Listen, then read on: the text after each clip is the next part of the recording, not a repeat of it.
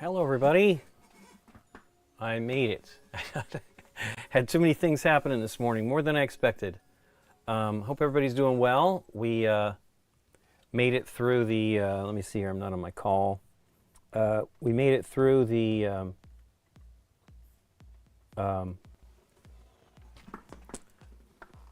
storm, which was not as bad as, it was nowhere near as bad as everybody was worried. It was just a, for us, it was just a pretty heavy rainstorm, but just for like just over 24 hours. Thankfully, no damage. And in our area, there wasn't much, but I know that in other areas, because it went inland way south of us. So that was frustrating for folks, I'm sure. And everybody said we were fortunate it wasn't that bad. Thankfully, we made it through okay and watered our lawn, which is obviously something we sure can use here in Southern California. We did have a wet year this year, but it has been much milder than it normally would be. We had a, while we were away at John Con, it was a little warm, and I think had a couple, like a week or so here or there that was warm. But so far, we have barely been in the 90s or even the hundreds or even the 90s, really. We have had lots of mild weather and not a lot of wind. That was the other thing that was actually worrisome, was whether there'd be a lot of wind, and there was not. And that would have been, you know, we parked our cars in different places, and just because of the trees, and thankfully nothing bad happened there. But other than that, hey Joe King, other than that, it's been pretty cool, and today's a nice day. It actually was kind of a tease yesterday. It felt like fall. I mean, you know, it's getting close, but it isn't really for us until October. We went out to meet with Nick Murphy for some stuff I had to get him for videos that they're making, and I put on a jersey because it was cool, and I'm like, as soon as we got home, I was running around. We had Candace filming an in focus video yesterday, and it was already hot. I'm like, well, I guess we're not gonna, I had to take the jersey off because I was sweating, but I guess we weren't gonna have that much of a cool spell. Although it's fine. I mean, today will be not too bad, and then tomorrow will be like supposedly the warmest day out of the next week. So we shall see. Now we're here for another month or so, a little more than a month. Then we head to Germany for Spiel, which will be good. We're looking forward to that. I'm not really looking forward to the travel. I've had a lot of travel this year, but it should be relatively easy. We took this airline last year, and it turned out to be pretty great for us, because nothing really gets us directly. You have to go to Frankfurt and take a train, or I think train or somebody pick you up, or another flight, and then Munich, which is another airport I've never been into, that it's the same kind of thing. And then same thing with, I used to fly Swiss a lot because it was direct from LA to Zurich, and then Zurich was a pretty quick flight to the next spot. And Zurich's actually a pretty nice, mellow airport. I mean, there's a lot of security there, right? There's a lot of folks coming through to different countries, and but it's a nice airport. And but lately actually it's been pretty darn expensive to fly that. We hopefully it'll be mellow. We flew, this one will take us into Copenhagen, which was what we did last year, and that was easy. Just as easy as, basically just as easy as the flight to Zurich. Actually a little easier, because I don't think you have a train. We had to do a good amount of hoofing from the terminal we fly into the terminal we fly out of. But we're looking forward to it, and it should be good. And I know that there's going to be a lot of great stuff coming at Spiel. I mean, there's a lot of cool games we're looking forward to. We have to actually start building a list. Anyway, let's get down to what I'm working on. I am actually back on the Marvel United Spider-Geddon. Let me cut to that, or actually get to the right camera. Of course, I'm not really on the right thingy here. I had a very late shower, as you can tell. I thought I was going to get a bunch done, but let's see here. Camera 4, right? There we go. Hooray! Okay. So I was working on Spot, And I worked on these little flame jettisons out of the side of him with this rocket that he's launching here. And they look pretty good. I did a little bit more yesterday when I was helping Candace out. I'm not really sure I'm going to do them any more than this. I mean, you know, they're flames, so. I still did not look up what the story is with Spot, but I do want to know. So he's close. He's close to actually being done. Also, you notice here I didn't get his head cleaned very clear, which is unfortunate, but I'm not going to sweat it. It's actually, so I didn't actually say this, but I cleaned these minis, and they are a different plastic. So it is, I know, I don't really think I paid that much attention to it on the X-Men miniatures I did, because I believe the X-Men miniatures was the first thing I got that had the new plastic. And they are slightly easier to clean, but slightly harder. As you can see here, I actually didn't do very good on that either, right there. And I mean, I'm comfortable with the way I use either these, this X-Acto knife, or I'm trying to remember where that other tool is. It must be in the house. I have the other tool I use. I was doing it inside. I have the newer, it's not that new. They have a newer one that's even probably a little bit better from Games Workshop or Citadel. Gosh, I thought it would have been in here. It has to be in the house. I remember using it to press something, so I don't know what that was. But it's a good. Main camera has frozen, huh? Okay. Oh, I see it. Let me see what's going on here. Thanks for the call out, Joe. Let's see if I can figure it out. It's working here. Let me just reboot the little switch that we use here. I'll be off. Won't be able to hear, but it won't matter. Let me check the actual camera in the control room and see what it's doing there. Yeah, it's frozen. Weird. Let's see. Now the funny thing is I turned everything off I turned everything on in the right order, but goodness knows it could have been anything. I do not want to reboot the camera, and it is working at the camera level. Let's see if that does it. Doesn't look like it. Let me boy, it is totally cut there. Let me see what I can do here.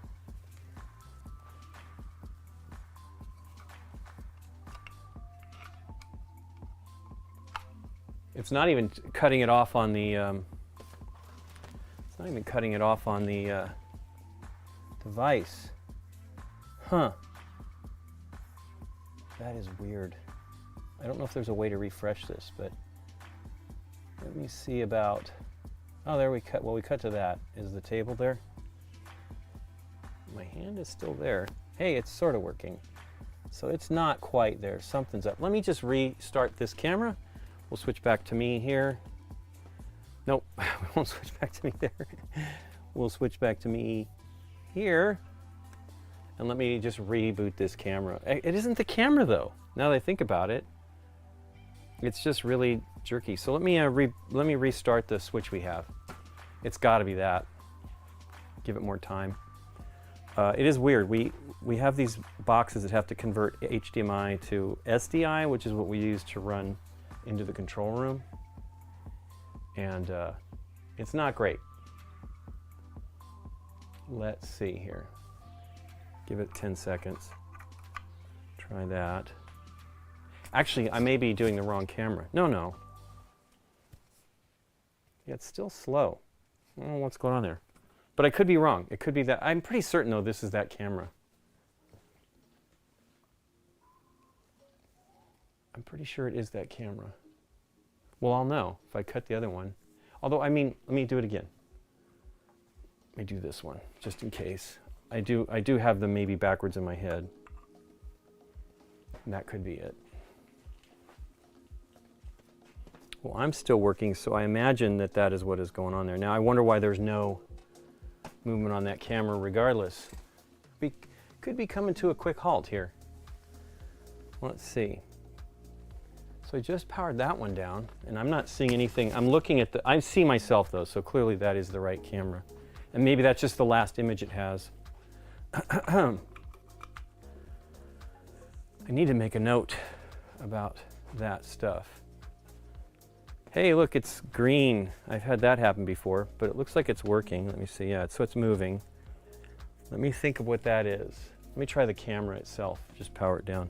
Usually the camera has some 4K, issues with it. Oh wow, it's red still. Okay, excitement. Let's see if it'll go back up. But at least it's moving. So it is something related to, I'm sure, the HDMI, SDI stuff. Let me try it again. Wish I could see that from here. I had this happen before semi-recently too, and I do not know what it was. That's my problem, is I'm trying too many things. There we go. I think it's back. And it's moving. Hooray! Okay, let's cut. Sorry about that. It is a, thanks so much for pointing that out, Joe King. I would have not known. So yeah, here's the, here's where I was at.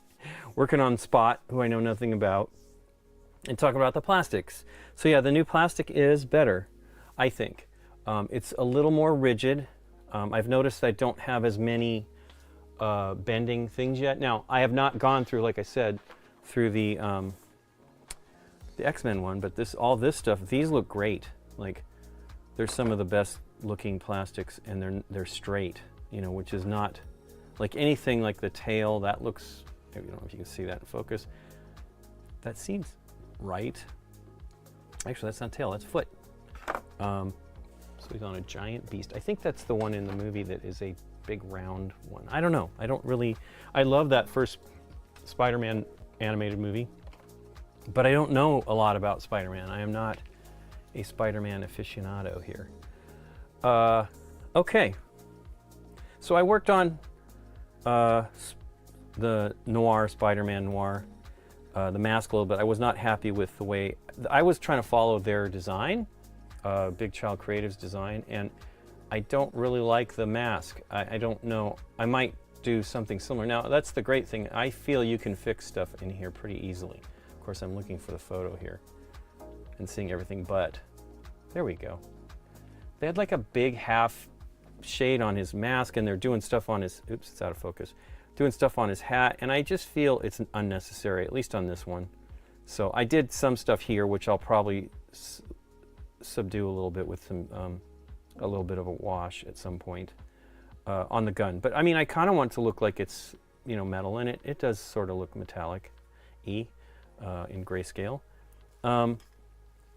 Now I need to figure out what to do on Spot's base. I generally have been doing these things with a gray base for the most part, because I want you to focus on the miniature itself. Now, of course, these miniatures are very grayscale that I've chosen, sort of. I mean, there's more color too, and I may do some of it. I mean, they did some really extreme shading. Actually, I'll show you. It's really great. I don't normally try to do that with this stuff, but I love this shading here on the back.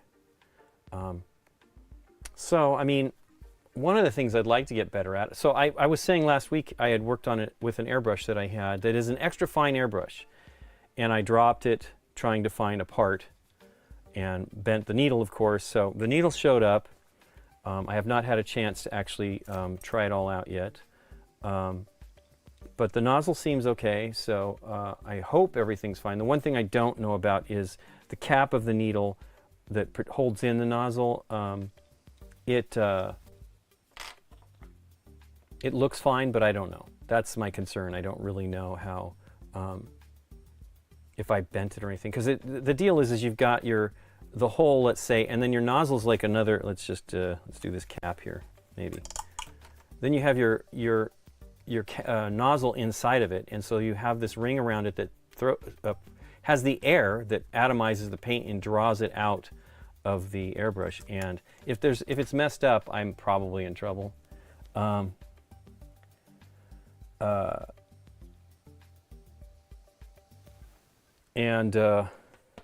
Hopefully, friend, it's Brian Yu writing me, and hopefully it will work. I just have to check it out, because let me see, here's another, let me see what I got, another airbrush that has the parts that I'm talking about. Oh, I mean, I know in which one I can show you.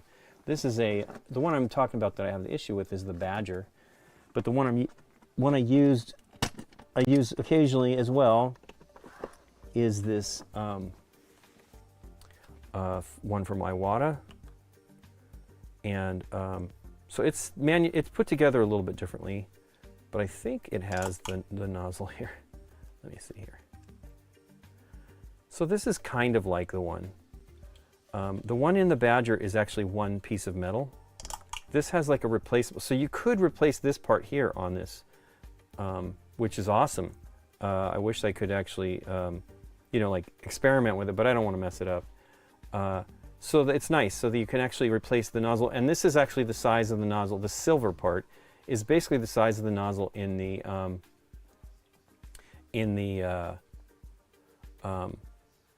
oops. Oh, it's Nikki P. She was moving. That's what that nose was. So it's the size of the nozzle inside the Sotar. It's very tiny. That's one reason why I think people don't recommend the Sotar to beginners, and I completely understand why. This one, it's exactly the same kind of thing where you put this over the needle, and then it has a piece that you can see here. This part, it's very shiny. Let me see if maybe this will get a little less shiny if I take it off. Come on, focus. So there's the hole around which the nozzle goes through. So that's where the air comes through. And if it got bent on the other one, I have to then buy that piece, which I did not buy. And it's possible that it got bent pulling through because how did I do that? Anyway, I pulled it out so that it didn't mess up. I tried not to mess that stuff up, the nozzle, and I straightened the needle out. That's what I did, is I straightened the needle out inside of the nozzle. It was not that bad of a bend, but it was a bad enough bend that it wasn't going to work. So hopefully that'll work. I'll find out tomorrow. I'll put it together and see what I could get. I did order something else. So when I was at Gen Con, I went to the booth, had I known, although they probably wouldn't have had that needle. Oh, they might have. It actually may be I think I mentioned this the other day, it may be exactly the same needle, but these are quick disconnects. I bought some for let's show you how this one works here. This is for the Iwata, same size. I mean, most airbrushes use this size. Pache has a different size than even this. And then let me pull out a Badger to show you. This is the one thing that's actually, I love the Badger airbrush. I've been using them forever. But it is the one thing I do not like about it, ultimately, even though in my environment it doesn't matter because I mostly use Badgers, right? You need a different size connector, and I kind of am, it's a tiny, the threads are tiny.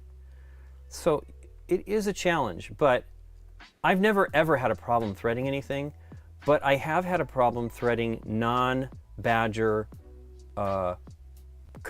components. Now I use a Badger air hose, and the Badger hose is a little bit different than normal ones because it actually has, the one I have, the new ones have changed, but the one I have has like a little bended piece of metal that connects, so it kind of goes back if you want it to go. Gosh, it's really not staying in focus. I got too much stuff here, shiny stuff. And it goes back, it bends back and pulls away the hose away in the fitting, so it's very tiny and connects directly to this. So I've never had any problems because I've used mine forever and never threaded anything weird. I will show you the ones I bought from Grex. I do not like to slight anybody, but it's kind of frustrating because these are not cheap.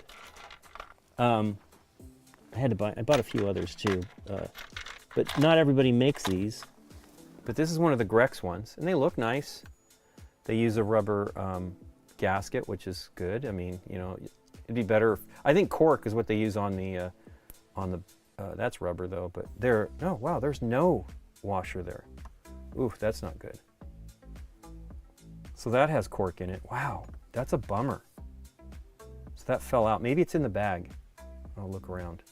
But yeah, they usually have a cork gasket to prevent leaks. Darn it.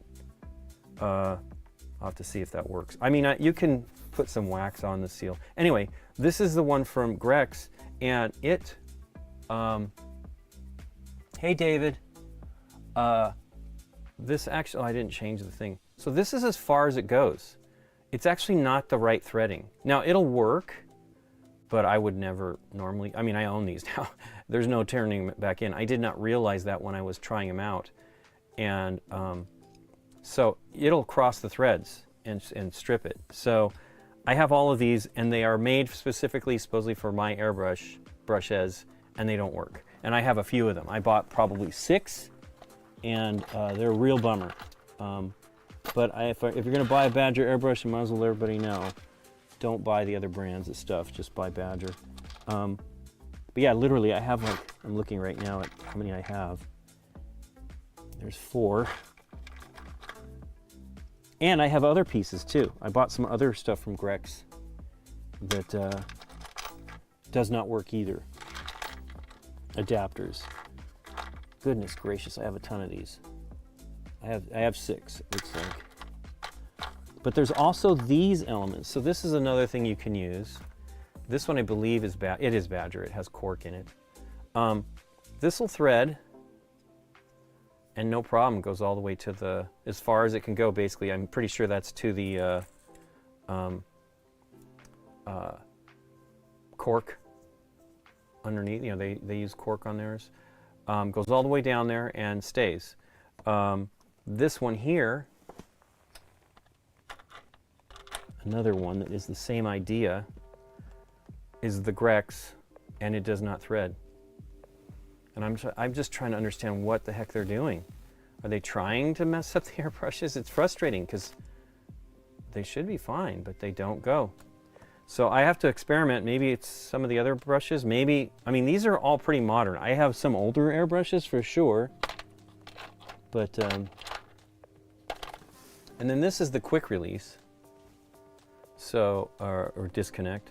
So what you do is you have your airbrush on it, and then you push it on, and it quickly changes. So if you want to have multiple airbrushes, which I do sometimes, it's very easy to quickly disconnect. But if you're just doing priming and you're not sweating, actually I'm not going to put these back inside my kit because they just don't, they're not worth it. They do not work. I should actually take all of them out. So I bought a bunch of these when I was at Gen Con. They had them at the show. And I'm like, give me 5 of the standard ones and 2 of the ones for the, like, I can't remember what size that actually is. Great. For like my Iwata brush, right? And that's what's great, is they'll all use this same kind of disconnect. I use this one, plus I use another Grex piece, which is very nice. It's called a MAC, it's called a quick disconnect, but they also have a MAC valve on it. And so this will adjust how much pressure you're getting on your airbrush. And so does this one, it's just tinier. And I kind of like the small one. I only recently just got this other one. But this one is very nice. The Grex one is very nice. The sad thing is these just don't work for my airbrushes. I really am bummed. And I really don't want to hurt it. Like I can't, you know, to me that's an expensive and probably difficult part to replace, right? It does look like it comes off, like you could unscrew it and take it off, but I don't want to be replacing that. I've never had to replace it. I have airbrushes from ages ago, but I've only ever used, I have not used these quick disconnects that much, but I've only ever used Badger stuff. Their new hoses are great, but they're basically the same idea. They're just not like the ones the Badger that I have. And that's a bummer. I actually love the old style, but they don't make them anymore. So let's get back to what I was doing the other day, and put these back. Airbrushes. I have a lot of them. I've resisted. I've been wanting to try another airbrush or two, and I decided I really didn't need it. Let's see here, get my ears plugged back in. Now we got the cameras going.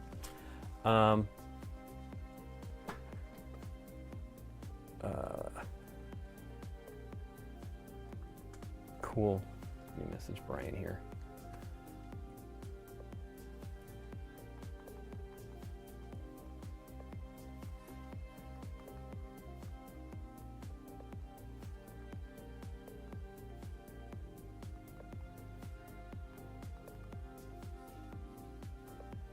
Anyway,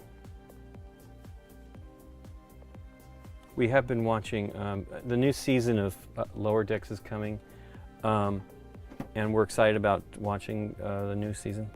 But it's been fun. You know, it definitely feels like it's done by somebody who worked on Rick and Morty. It's not as crazy as Rick and Morty for sure, but it's been great. And we finally watched it. I only occasionally sign up for, well, it used to be CBS actually, but now Paramount. Oh, I didn't put the cap on, darn it. So I want to, I'm gonna have to, I mean, you know, we just don't keep anything for too long. Although we do keep, we've had Netflix forever. So long that I used to rent, I mean, I still do rent discs for them. Hey, Tommy K. Thanks for watching them. I'm glad that you're here, Maxiel. We really love the show, and it's been fun. And but we've kept Netflix forever, and I still rent the discs because they have on the discs tons of things that you can't get on streaming. And so I'm really sad. They're ending. I think that's it. Brian's writing me about a show. And I still get the disc, but it's ending at the end of next month, which is a bummer. So I'm trying to get through like all the weird things I've been wanting. Not weird things, but just stuff that's hard to get. One of the ones I waited forever for that I put in there, because I think it was available one time, was Vampire's Kiss, which is an old 80s Nicolas Cage movie. And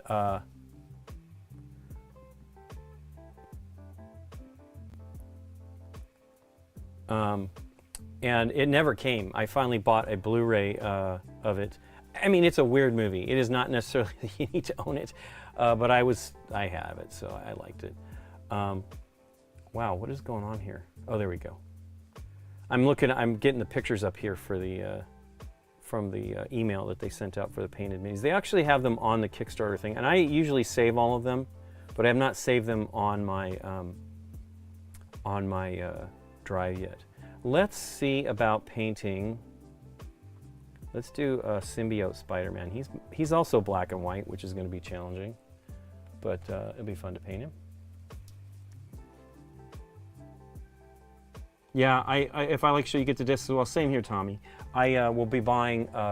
They announced that they're going to put out WandaVision, Loki season 1, and the first 2 seasons of Mandalorian. I will be buying all of those because I mean, the reality is even though I mean, we use streaming all the time. I also have a Plex server, so I have ripped all of our. Hey, Chad. Old brush for priming. Oh, color for paint, so I don't have to swap needle size. Yeah, I don't swap needle size either, Chad. I actually have multiple airbrushes. I'm just sad that the extra fine I have. I don't know. So here's I did buy these kits. Conversion kits for the Sotar. This is a fine. I believe what is inside this. As a matter of fact, there's the tiny little nozzle I was saying. If you can see that. It is a great airbrush. Truly, probably my favorite.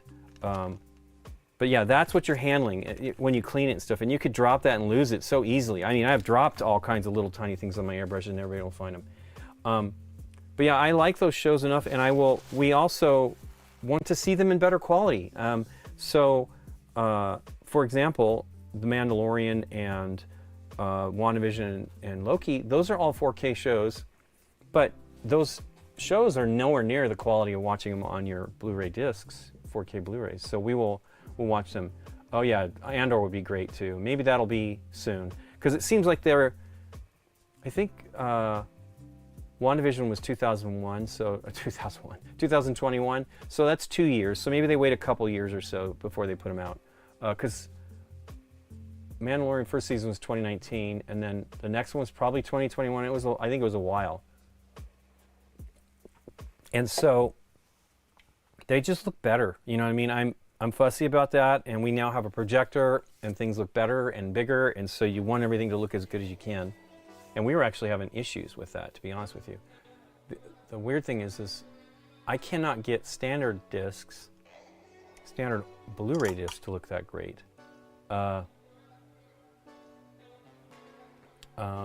So yeah, I don't know. I'll have to figure that all out. But I'm happy those discs will be coming. I'm sure they'll charge an arm and a leg for them, but I'll buy them and be patient. Hopefully they're not limited. Because I saw that there was an announcement that they're going to stop selling discs in Australia.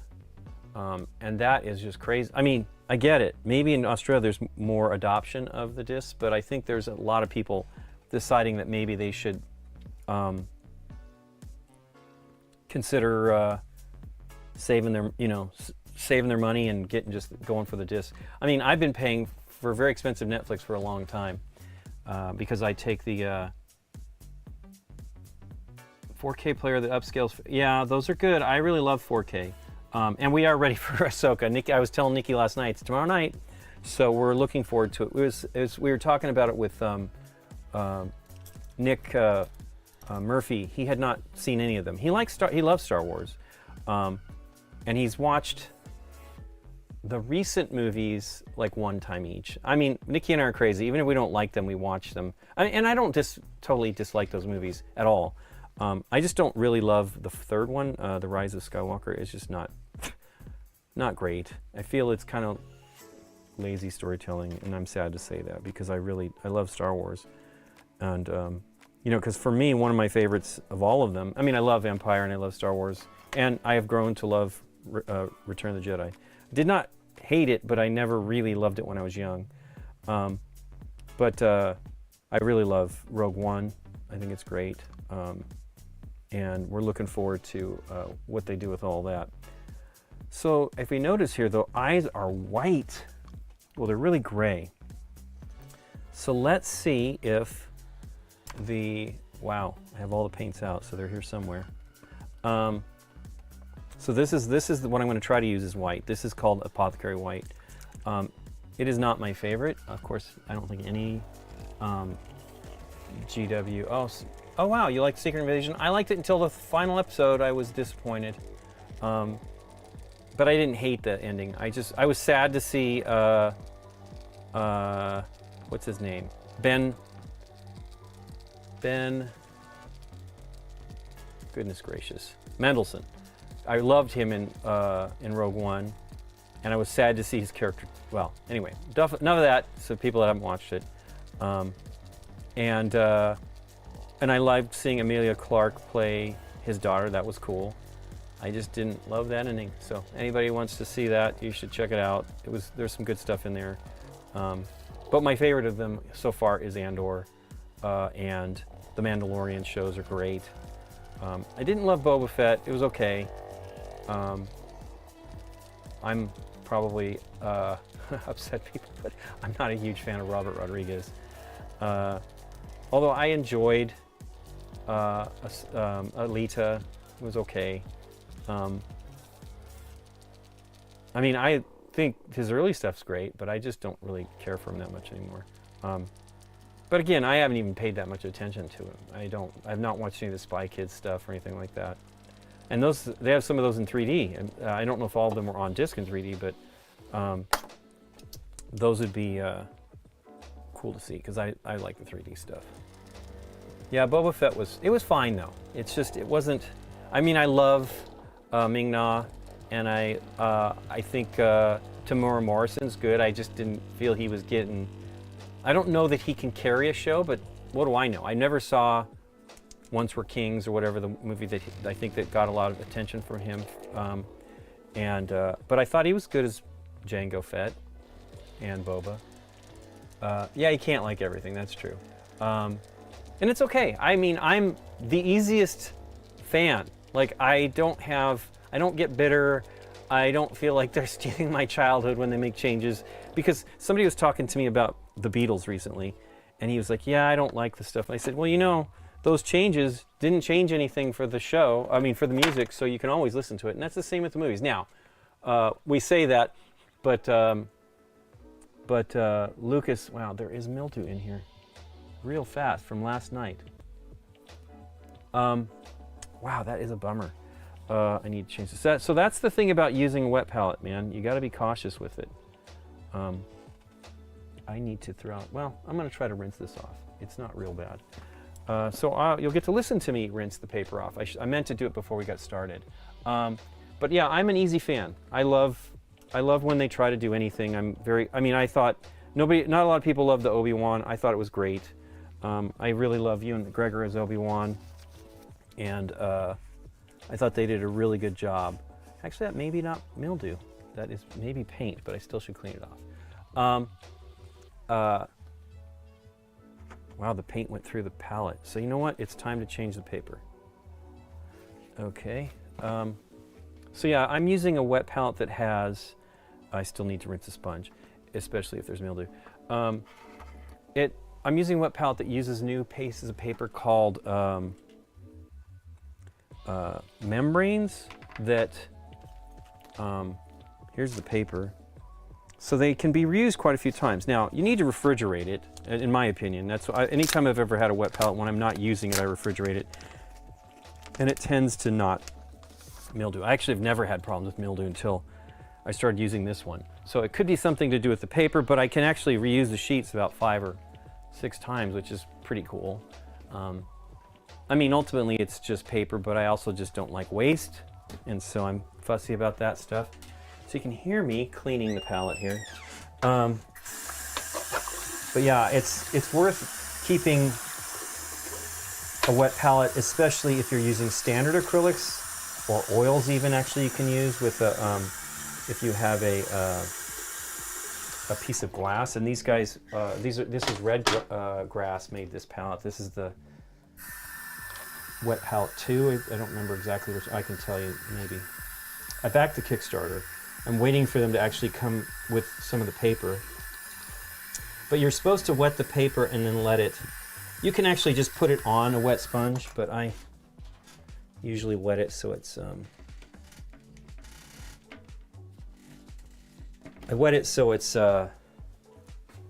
already going before, and it won't curl as much. But I really like this Red Grass palette. It's nice. Although that may be the issue. So with this new palette, it's also a better seal, and maybe it's too good of a seal so that there's no breathing. But anyway, there's the wet palette. You plug back into the ears.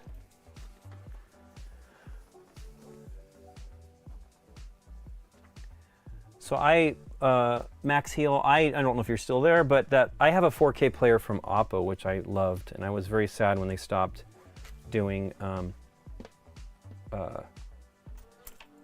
Blu-ray players. They are, that was like a very, very much what do you call it?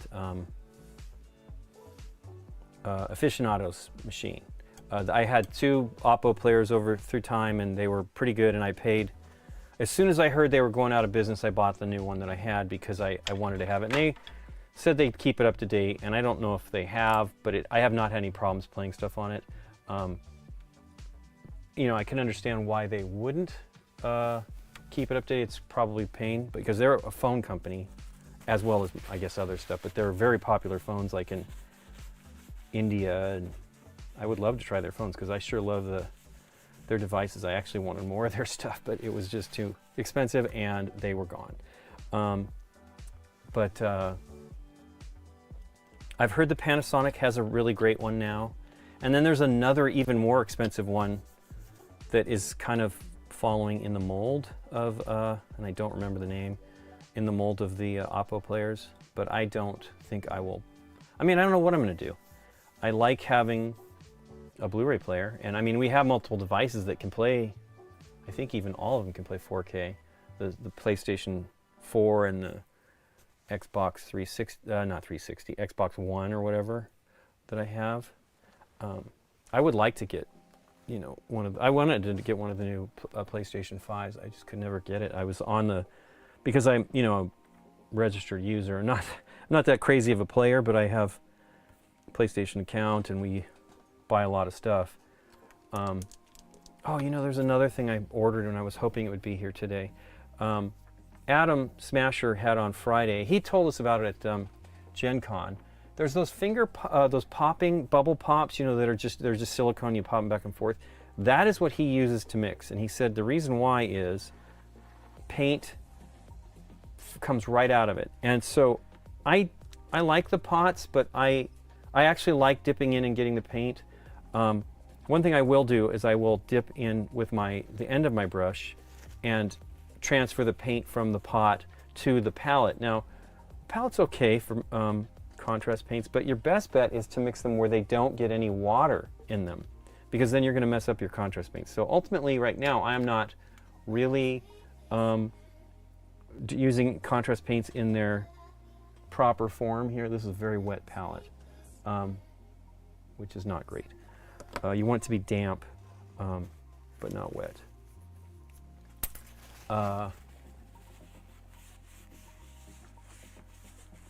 And it's very wet, so it's spidering out here.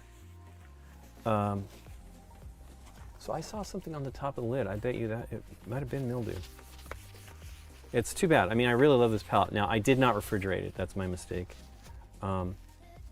We have a little refrige out here in the studio, but it tends to freeze everything, so I don't do it out here. I have to bring it into the house. Anyway. But yeah, I would like to just have another 4K player at some point, just to make sure I have one. I mean, I've had the one I have now for 5 years.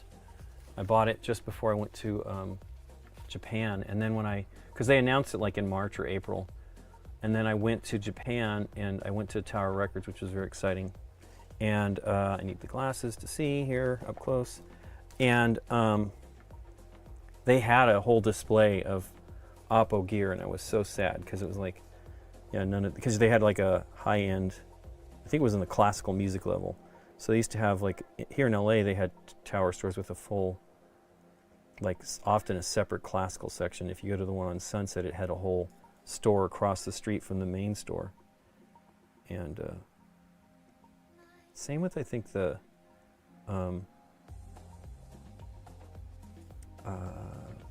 Virgin Megastore. I think they had that separate upstairs or something like that, with software was up there too. Wow, thanks, Paula Deming. Hey everybody, there you go. Thanks, Paula, for joining us. I'm sure she's probably not able to join in on the chat, but thank you for joining. I'm actually painting minis today. I'm working on the Spider-Geddon set, the new Spider-Geddon set from, this is actually from Spin Master. I think it's due in October. It's not, it was supposed to be out earlier, but I think they ran into some production delays. And they were able to ship like several hundred for Gen Con, and I went and bought one. Could not resist. So I'm painting these eyes, and I'm not sure that I will like these, but you can build it up. Again, it's a apothecary white, so it's not a real white. I may actually just blend some other color. Damhead Raid. Well, thanks for joining us, everybody. I'm sure this is not going to be the same as watching Paula play a video game or a board game, but today we're doing miniature painting. I'm going to have Candace with me here, I think 2 weeks from today is the plan, and we are going to paint some Nemesis. I have one Nemesis miniature that Scott gave me, and I found it the other day. I thought I did. I need to track that down, because if I'm going to paint it with her. But I'm going to show her how to paint. She's painted a little. She had a friend of ours whose husband, that I've never met him. I've never actually gone to their house to play games, but he helped her paint some stuff one time. And so I'm going to show her on the stream, and that'll be fun. Yeah, I miss Tower Records.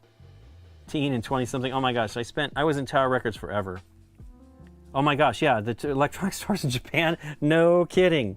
It is the greatest thing ever. But yeah, that was just the upstairs of the Tower Records, and it was great because, you know, I was in there and there were some kids working in the rock section that were clearly in a band. It just felt like home with Japanese kids. It was awesome. Felt completely, and you know, that was 2018, so I think Tower folded in 2006, and I couldn't bring, so I used to regularly go there and buy like new release records or Blu-ray, DVDs. Actually, was it even DVD? Oh yeah, DVDs for sure. and Blu-rays maybe because they had just started. And I went to go knowing that they were folding, and I got there and I saw the place was packed, and they felt like vultures to me because, you know, they were all buying the discounted stuff. I'm like, oh. And so I just left. I didn't even go in. It was really a bummer. I miss that. I mean, I certainly don't find as much music. I've, over the years, discovered so much music just by looking at the album cover, or the album cover. Didn't do that much of that, but looking at the CD cover and seeing who worked on it or something like that. And then that's the other thing, is when I actually would get it home, I'd read more and know about who worked on it, and then would look into other things that they'd worked on. And so that was I feel is a complete and sad loss, you know. Let's work on his mask a little bit here. But it's funny. Most people don't care. I mean, you know, I get it. Streaming's perfectly fine. My issue is things disappear. You can't see them. And I love watching stuff. We're weirdos. Nikki and I like watching the same things again. We were actually, during the pandemic, we watched the entirety of Star Wars that was available at that time. Because what else were we going to do? So we watched the whole thing in time order, you know. And so when it got to between the Clone Wars and Star Wars, the Clone Wars, and is that what it was called? The second one? Anyway, and then the third one was Revenge of the Sith. We watched the entirety of the Clone Wars series, animated series, which is where we actually grew to really like Ahsoka, who we're looking forward to tonight. And oh, there's the paintbrush I'm trying to find. This is pretty beefy though. So this is the one I got from I didn't clean it very well. That's disappointing. This is one of the ones from Monument Hobbies, and this is the Tabletop Minions set. It's 3 brushes. They're great. They seem to be really, really well made. Yeah, I want to watch things when and where you want. Yeah, it's helpful. And that's the good thing about having the discs, or just my Plex server. I've ripped everything, including our music. It's been great because even though I still pay for an online service to hear new music and stuff, so I don't have to buy every single thing, I still buy the discs. I almost always buy the discs. And if you buy from Amazon, which is where my music service is, they often give you a digital version of the music to put it automatically in your online collection. Now, I mostly use my Plex because Plex is very, very fast, for me anyway. And so I don't, I'm going to use this other small brush. This is very fine though. This is a 000, and it might be too fine. It really is this is thinner than what I'm used to for 00. As a matter of fact, well, let me look. They look kind of similar. But yeah, so I still buy a lot of music from Amazon, and we go to Amoeba. Amoeba's still a great store. They moved to a new location during the pandemic. Oh yeah, I mean, that's Joe King saying it's good to watch things again. You catch things that you've never noticed before. It is totally the truth. That is one of the things that Nikki and I really, really love. So here's the 2 brushes. This one here on the left is made by Winsor Newton. It is it's beat up a little bit. It actually got beat up pretty quickly. I was very sad. And then this is the one from the Tabletop Minions. I have not actually used this one yet. We're going to see how this goes though. Because I'm going to paint this white, and I think it's going to be a challenge. And I'm actually probably going to just paint it white. Or maybe we'll do the transparent white. I don't know. I do kind of, it's not really like there's any shading, so maybe I'll just do the shading myself. Which, you know, I'm using the contrast paints, but you don't have to there's no rule. I am absolutely trying to make a rule where I use the contrast paints for almost every element, but like here, I used a transparent yellow. No, that's not true.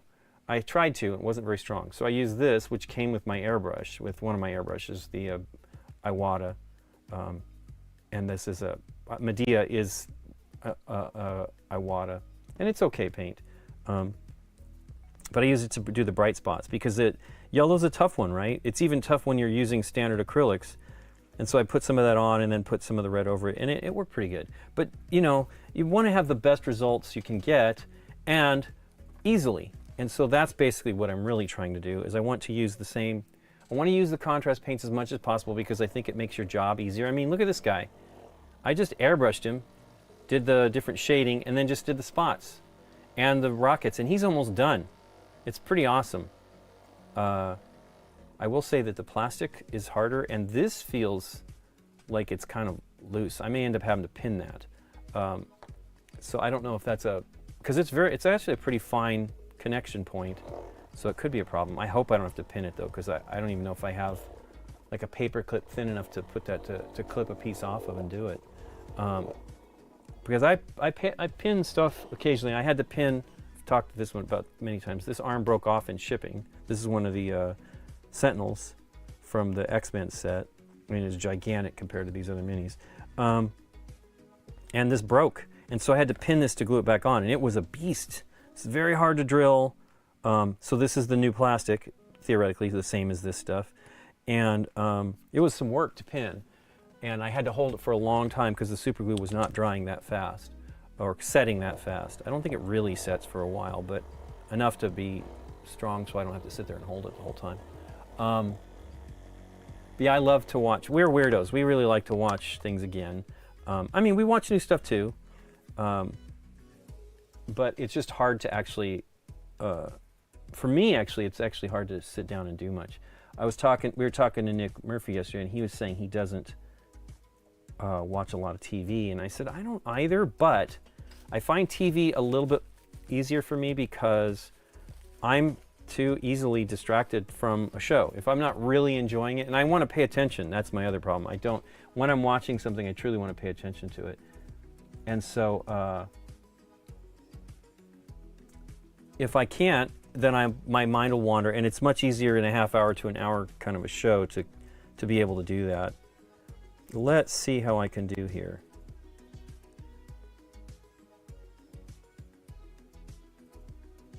Whites are hard. I don't think this is thin enough.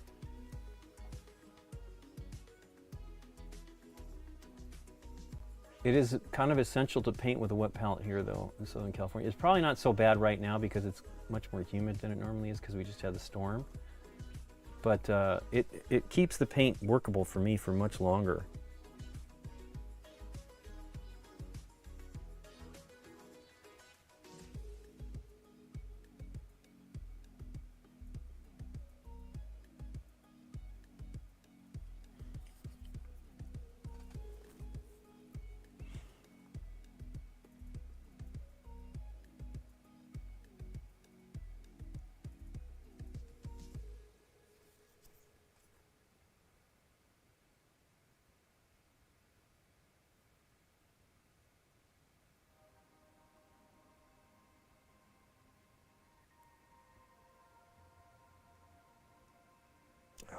I hope Plex continues to do okay because I really like it.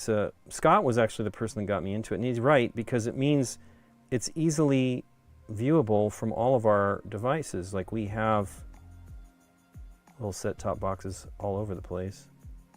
Plus, if you want to look stuff on our phone or my tablet, you know, we will often either get movies from our iTunes account or download stuff from our Plex directly to the tablet.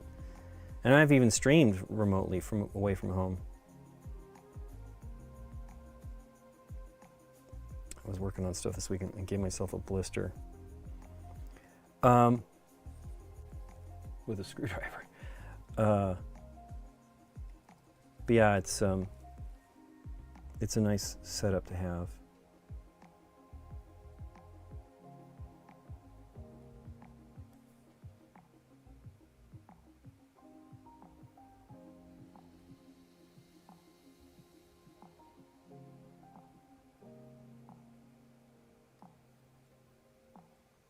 Oof. So it went a little bit in there between, which I don't want.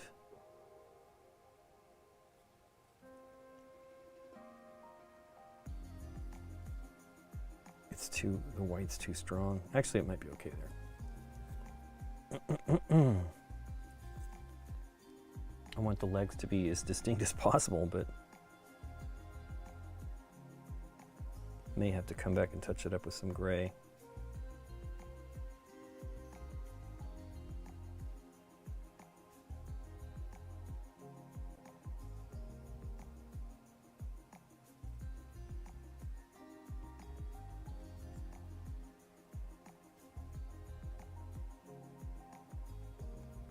But I think Ahsoka debuts tonight, so we won't have to. We never stayed up till maybe once, till midnight to watch the stuff. But I definitely want to see it.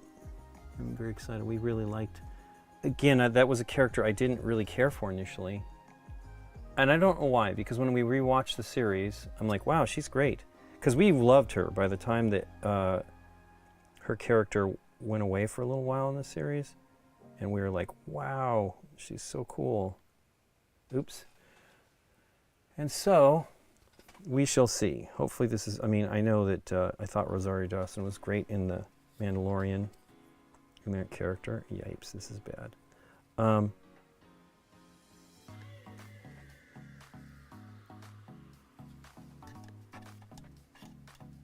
don't have this cup the correct direction. Cleans the paint off it for me better.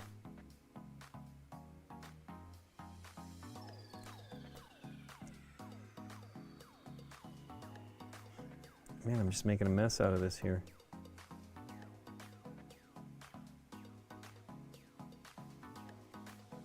So you're supposed to, I mean, this is white. White's going to be the worst. It's 3 hours here in Sweden. It's in 3 hours. Ah! Oh, so you're going to wait for tomorrow night. That's great. I'm jealous. I still want, we'll watch it tonight. Well, Tommy, that's the, Tommy's saying they're surprised that Disney's releasing anything on disc. That is the thing. Others, like Paramount, have been releasing, you know, Discovery and all these things pretty quickly. They get that there's still an audience for that. And Disney, I think things have changed a little bit with Disney because of the streaming not being as successful as they'd hoped. You know, a lot of people were captive audience there for a while. And I subscribed, I think in 2018 for Disney Plus. I signed up for 3 years. And so, you know, it went all the way through. And then I think this last year, at the end of 2022, I think it's November, right? They raised the prices, and that's fine. It was really nice paying $4 and something cents per month. But you know, I also, it's one of those ones, I've kept Disney obviously because I prepaid for all that because I knew I wanted to see all the Marvel and the Disney stuff. If it was cool, it was going to be good. And again, I'm not that hard to please. I was pretty certain I was gonna have a good time no matter what. And even if I don't love everything on all of them, I still enjoy watching them. And I'm good. I actually, as I say, I'm pretty easy to please. I'm not frustrated. I even can go back and see the good and stuff that I didn't see originally. For example, Return of the Jedi. I just was like, oh, it's too corny. I think I had a little bit of Harrison Ford's, you know, he felt that Han should die or whatever, which of course I don't want, but at the time I get it, right? It was like it's a little too happy, but the reason why I really love it now is I think Mark Hamill was great in it, and I feel he really did a wonderful job on that show. And you know, I don't know if he tried to be a leading actor or not. I don't know that he, because I know he basically went and did Broadway not long after. Because he did Amadeus.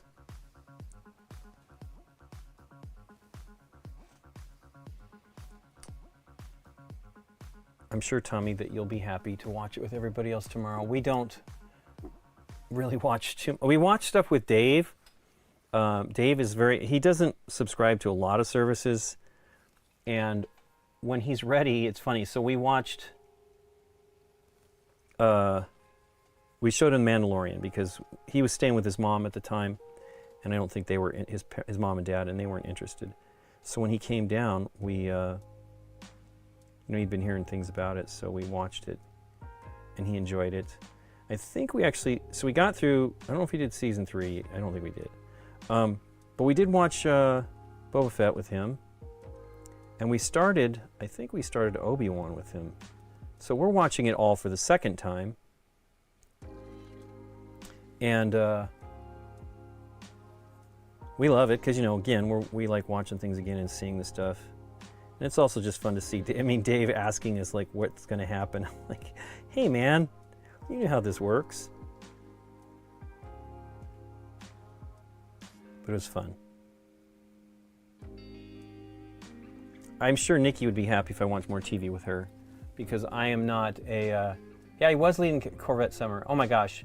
It's not... I thought he was great, but the person that was great in that movie was Annie Potts. Oh, my gosh. I was in love with Annie Potts from that point on. And then she was in Ghostbusters, but I think I saw her... Maybe it was Ghostbusters first, but I think she was in Pretty in Pink. And maybe same time, I can't remember. And I was like, oh, my gosh, Annie Potts.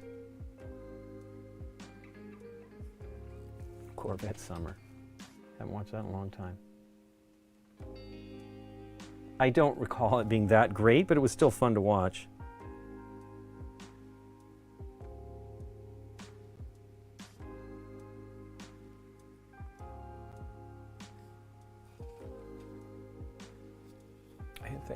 It's R. Lewis who's saying that, talking about that. Would you recommend bad paint brushes for minis? Okay, so for paint brushes, basically as one of my hairs, basically what I've been using lately, so I'm using this because I only have a few double aughts. I need some zeros and double aughts. I need to find somebody that I like. I think ultimately the tabletop mini ones are pretty great for Monument Hobbies. I am actually going to just order, so I have, let me see where they're at. I have a bunch of their stuff. I bought, I love Winsor Newton. I have lots of Winsor Newton stuff. Where are the brushes? So I have like some real sable brushes from Monument Hobbies. Wow, I don't see them. Oh, here they are. I'm a knucklehead. So these are Baumwick. So these are not sable. No, they say Kolinsky sable. So these are sable. And then I have these that I bought separately.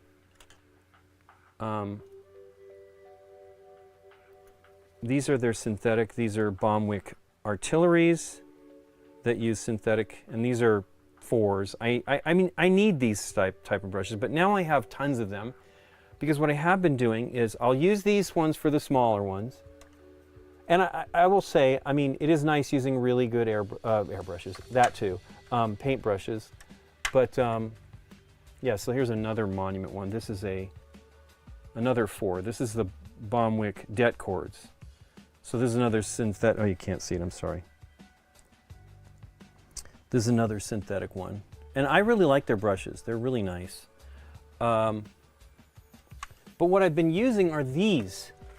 If I could get double aughts in these, I probably would use them. These are just basic. I saw these on maybe Amazon for $30 the other day.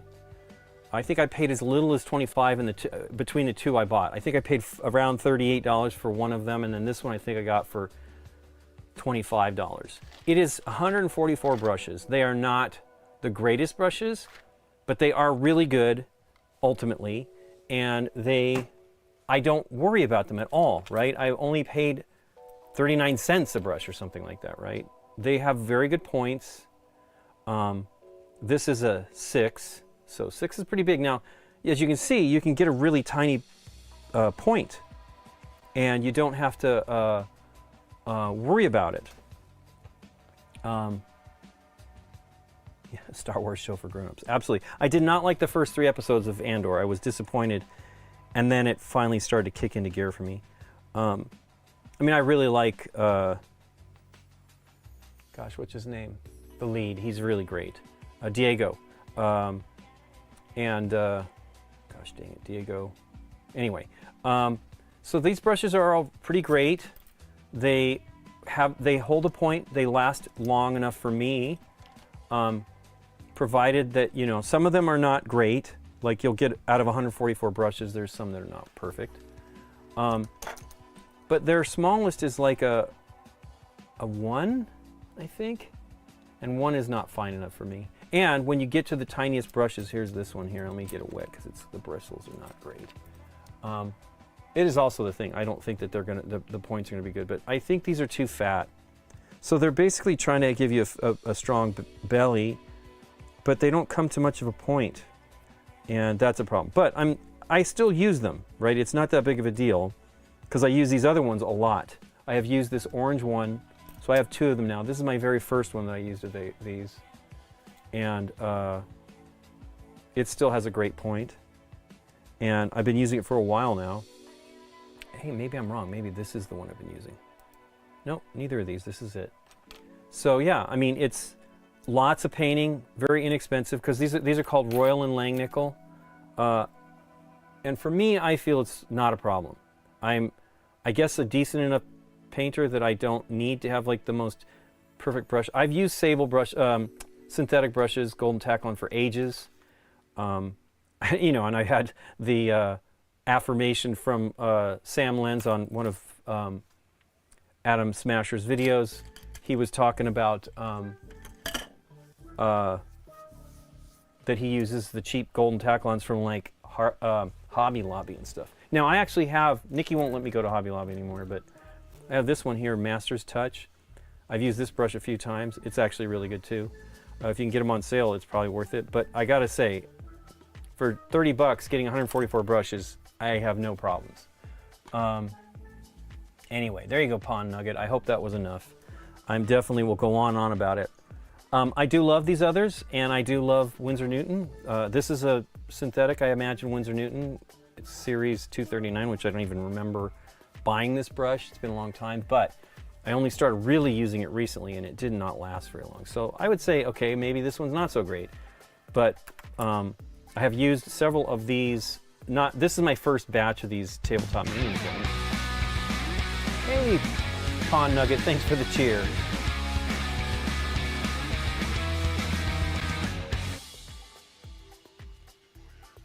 Do you spend much money at Hobby Lobby? I don't. Thanks so much for that, Pond Nugget.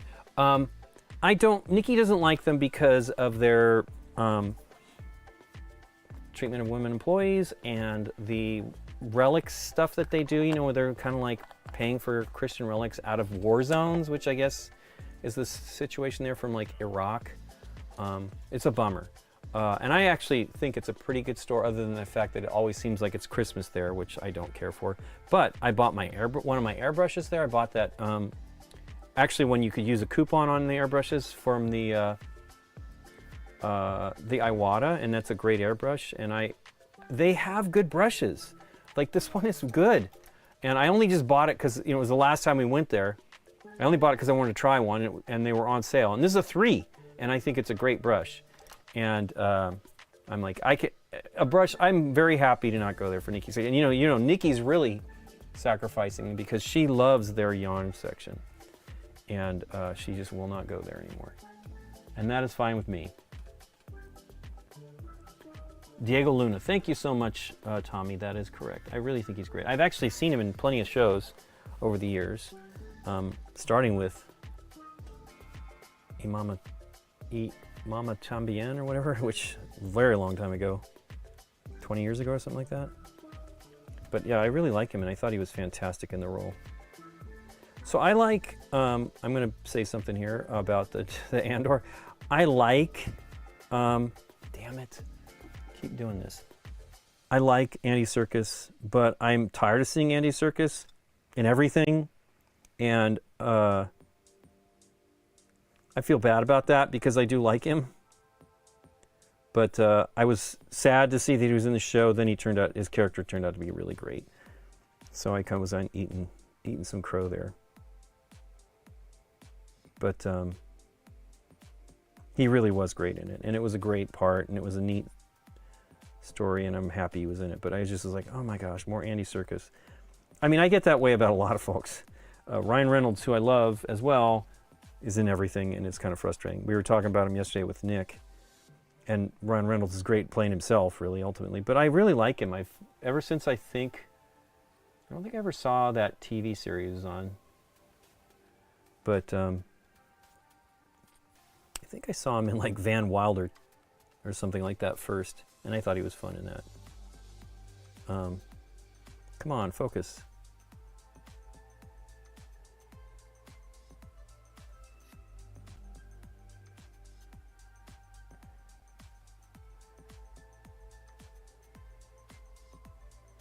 And I am looking forward to Deadpool 3. I like him. But I was actually happy when Serkis's character got taken out. Claw in the Marvel movie, in Black Panther, I think it was. I was like, I don't know. I'm fussy. I'm fussy about actors. That's the one thing. There's a few folks that I don't really love. And that's not fair. You know, it's not necessarily their fault.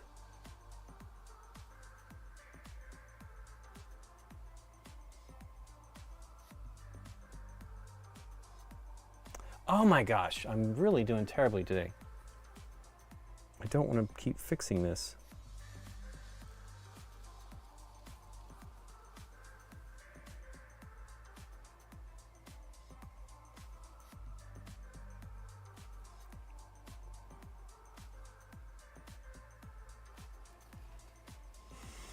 Usually it goes much quicker than this. I'm also doing it on camera, which always tends to make me foul it up a little bit.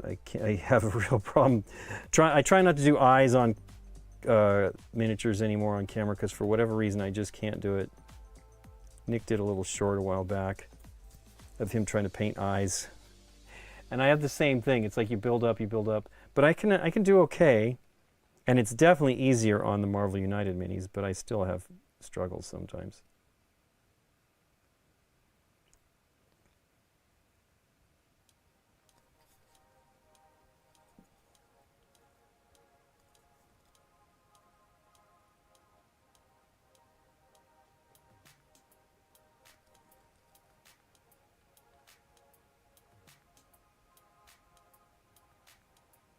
Nick's also talking about coming down and joining me to do a paint stream as well.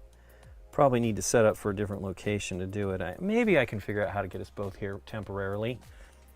But because I'm going to do the same thing with Candace in 2 weeks, so.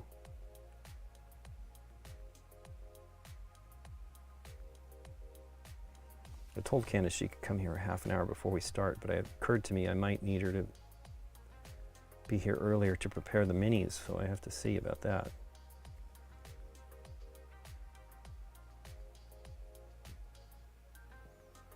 So I think that's September 5th. Oh my gosh, I am using a different brush, but it shouldn't be that big of a difference. Gosh, dang it.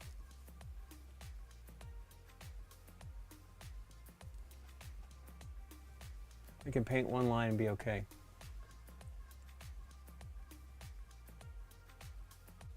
Oh, awesome. Thanks, Tommy K. Well, we definitely feature games we like, and I think we have okay taste in games. I'm looking forward to, we're filming this weekend with Dave and Mike Nikoloff. Mike, we're playing two classics that are available again. They don't know this yet, but they both should be pretty happy. I've actually purchased one of these games, every edition of this game for the past 5 or 8 years, or who knows, in hopes that we would film it, and then we don't film it. And Mike Nikoloff is a busy person, and I've actually been in contact with him more to make sure that we don't disconnect for 5 months and not see him again. But because because he just is busy. He gets lost in his work, and that's unfortunate. But I keep hoping to play this one with him, and it is going to happen this weekend finally. Now with the third version that I have purchased, I actually own this game many times over. Various versions of, I'm going to probably pull some of them out. I'm going to ask Dave to bring his. And then there's a game that is inspired by it. As a matter of fact, if you watch the latest BGG show, which we just put out this morning, first one in 8 months or whatever, we're trying to get to do this. We're wanting to get to this, actually not 8 months. We're trying to get this to be at least a monthly show once again, and we've added Stephen Bonacore, which is going to be awesome, and then Eric is going to, it was great. Eric was really, and I feel bad for Eric because he had a leak in his house, that was happening that day, and he was going to have to get off after a certain amount of time. And then he was told that the plumber was coming a little bit later, and so he had time, but they had a pretty bad leak, and it's actually the plumber's fault. It was really a bummer. I mean, the leak was happening, but the catastrophe was, I think I'm going to just leave that and try to touch it up. Catastrophe was the plumber's problem, which is a bummer, because you know that messes up your house. It's not fun having construction. Well, it really is messy. I'm going to clean it. It's me, I can't help myself. Making a mess. It's very black in here too, so it may not be easily removed. Well, you get to see me do this, which I've done plenty in my painting times, but ugh, that's terrible. Let's use a Creddy brush for this. Well, not Creddy, but not as good anymore.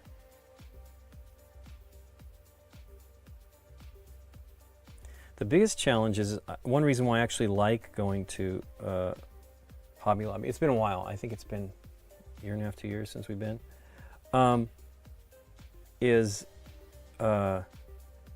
they have stuff in stock, right? When you're buying paintbrushes, I like to see them, and I'm only just guessing whenever I buy anything. I can't even remember, I know about Royal Langnickel. I have some, as a matter of fact, I might have bought some a long time ago at Hobby Lobby. And I saw the ones on, I don't know how I saw them. I was looking actually, I think specifically for Royal and Langnickel because I like some of their brushes. And I couldn't find them. And then I found this tub. And I thought, you know, those actually look pretty good because they had pictures of them and everything. I thought, let me look and see. So I thought, well, $30, not that big of a deal, or $38, I think, at the time. I was impressed. I think they're very good for the money. Very, very, very, very good for the money, considering I'm paying like the minimum. So the other ones I bought, actually I think I bought these at the beginning of the pandemic, were these Zem ones, Golden Taklon, and they're nice. These are 4s. I actually wish I could get 2 double aughts from them because I think they're pretty good. But I can't really find them. I've only found them on Amazon, there's some on Amazon, but on eBay. And these were around $2 something a piece, maybe $3. I don't know. That's a pretty good price for a brush. And they're good. They're good. The second one, the first one lasted me a long time. The second one was like, wow, this one's not doing as good. I think this was the second one. This is the first one, I'm pretty sure. Maybe. No, I don't know. One of these. Well, I thought that the Zem logo came off more, so maybe not. But one of these was, you can see there's a hook. Let's see if I get it wet. And it was disappointing, right? It was disappointing that the second one didn't go as long. Yeah, the end is getting all torn up. I don't know if you can see it. But it's not that bad, but it is bad when you're trying to do detail. This one's still fine, but it started to get bad quickly. So I was like, oh, let me see, because I was looking to buy more to make sure I had some on hand. And I kind of am painting this too soon now that I'm realizing this. I want to paint some dark stuff over his body, but I think what I'll do is I'll just be cautious with it and go for it. Trying to be patient too with the, you have to do multiple layers on some of these paints, especially whites. Well, I'm using that brush again. I don't want to use that one. Although it's not bad. Just want to try to use this one.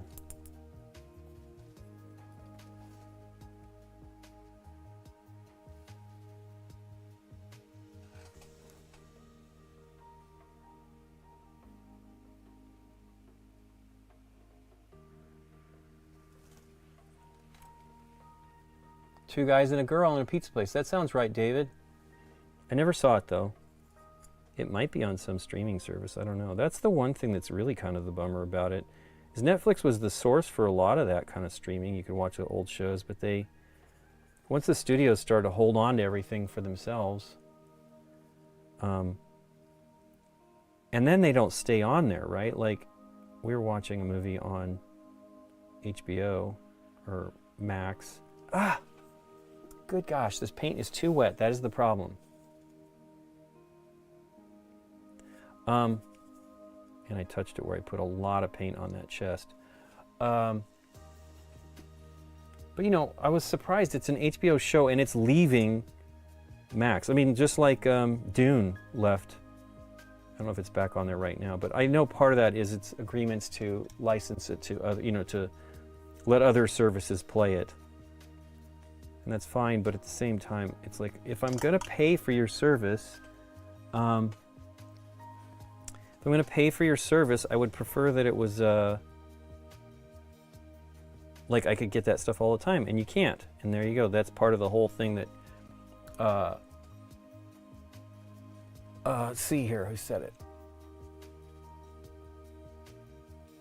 Ragnarok, yeah, I've heard about that one. I haven't watched it. And the Max is coming soon. I'm excited about that. Maybe he was joking, and I know that Tommy was saying that, and Max Heel, that yeah, you want to be able to see it when you want to see it, and it's frustrating when they're not there. And if you have them on disc, it's you know, you're better off.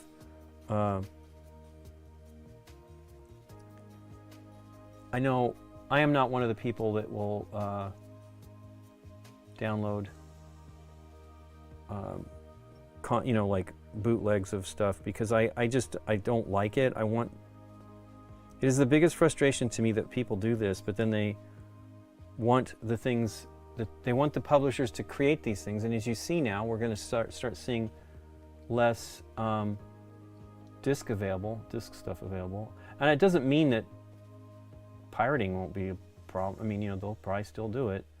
But I want them to keep making it. And if they can't make money, then they're not going to make the stuff. And we like weird stuff. You know, Nikki and I always, when anything we like sticks around for more than a season or so, we're stunned.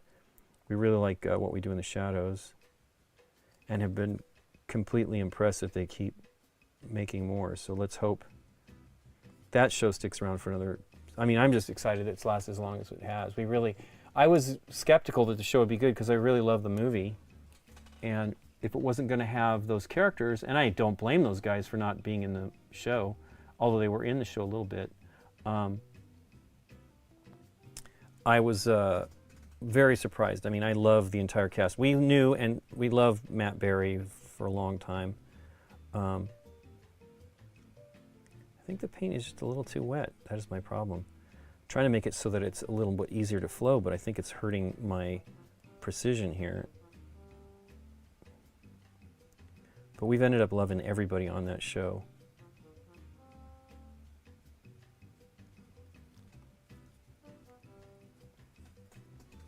And it's been fun. I mean, that episode with Mark Hamill was so funny.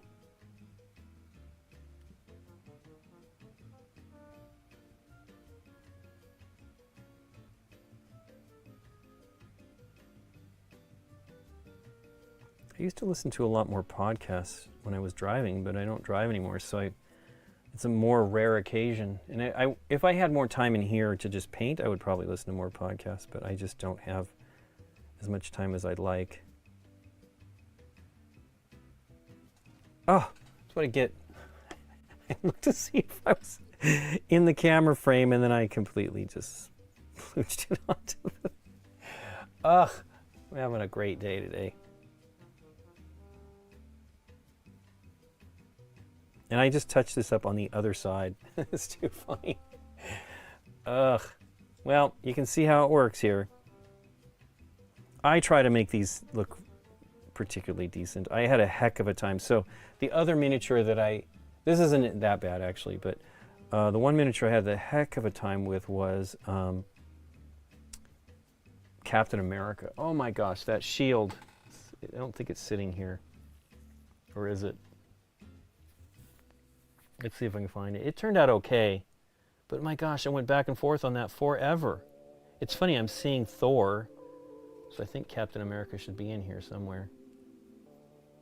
But I'm not seeing him. He was cool. Turned out neat, but it was just, man, it was such a pain in the neck.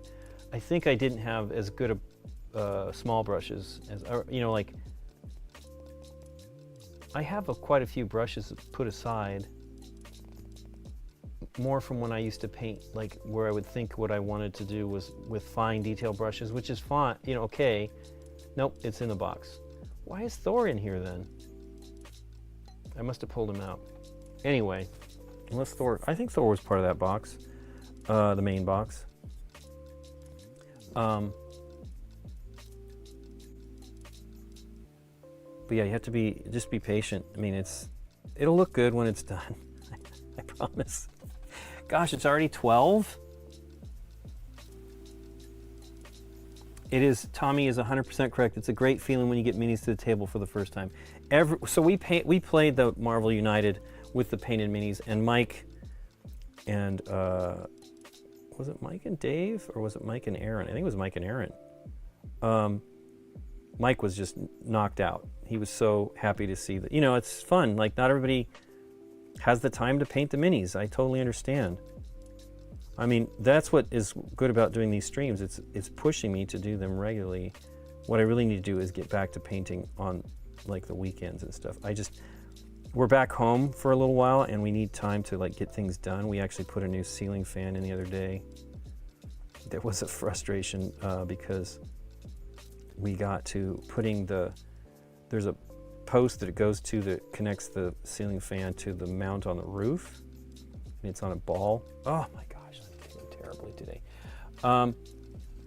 And when we were tightening the set screw in, the housing, I think it's pot metal, I don't know, you know, it's not real strong, cracked. And I'm said to Nika, I'm like, well, we have to take this back because we can't, it's holding the fan, you know, I mean, thankfully the fan is very solid and it's not shaking, but you know, it could get out of balance and stuff. As long as we take good care of it, it should be okay. But go ahead and take it back. And so put it all back in the box and we did a nice job putting it away. And then went back and brought it back and did it again. I wasn't really tightening it that hard, but it was enough, I think, that it would crack this. So we still snugged it. I did it twice, like carefully snugged it up so that it wouldn't destroy, you know, wouldn't break. Because all it does is, it's weird, it's got a couple of mechanisms to protect. Wow, that doesn't seem like that's right point. Anyway, I'll come back and fix it. But I've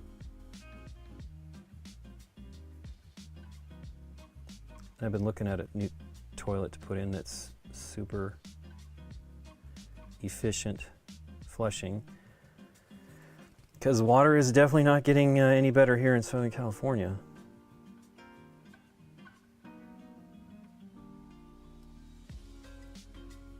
I think what's going on there is I overflowed it a little bit. I've only painted them using a set of shapes, but I need to replace some. A complaint about my current brushes, they don't hold paint long. So Sable it's not really the brush, it's not the fibers. Now I don't know what kind of brush you're using. One of the things is you need a belly.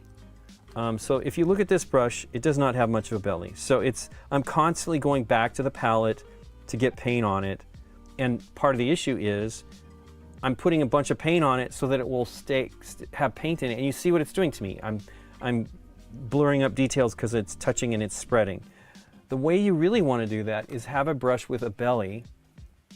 And I'll use one of these bigger brushes as an example. A belly is the fat part of the brush bristles here. This is where you hold the paint.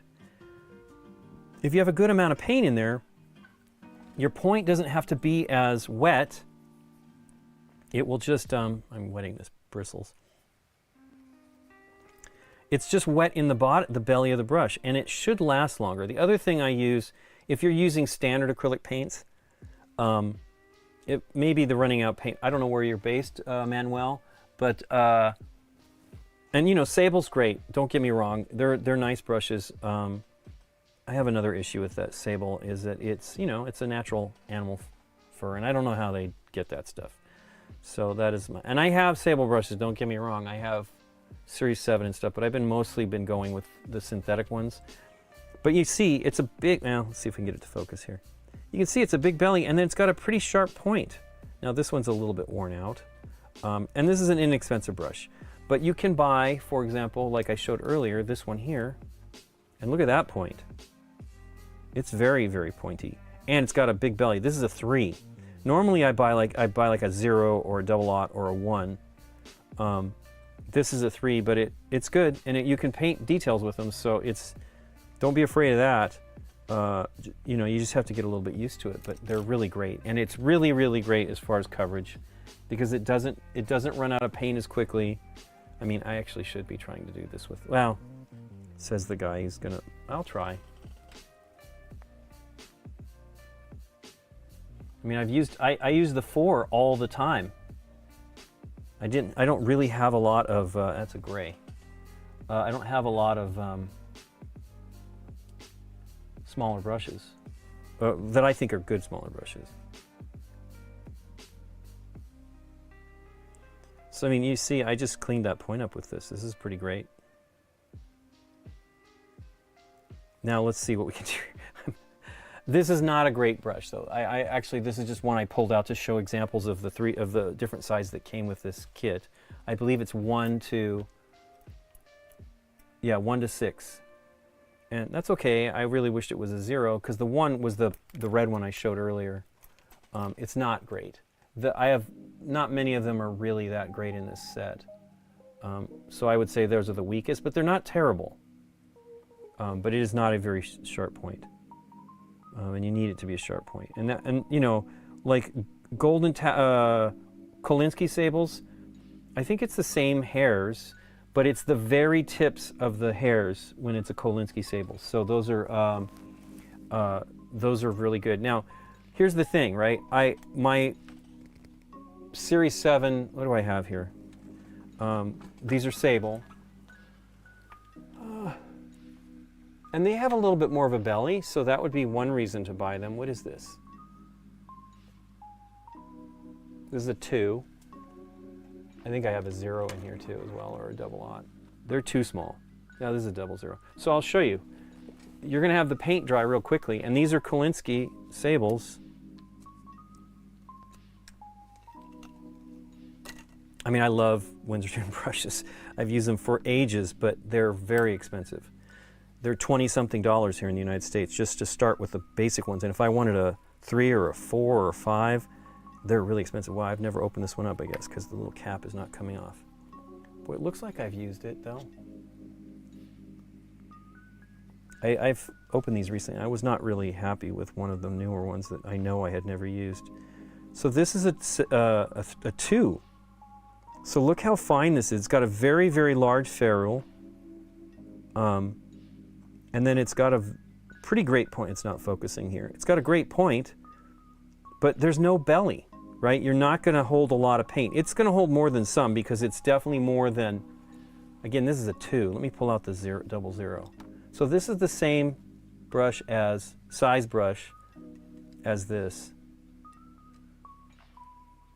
I mean, oh, you can't see that. The right-hand one, if it'll focus here, the right-hand one is the one from well, it's the Tabletop Minions brush from Monument Hobbies, and the left one is the 00 Winsor Newton Series 7.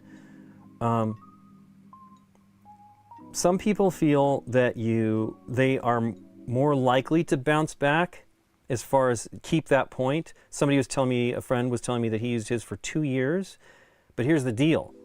Now, I don't know if he was talking about a 00.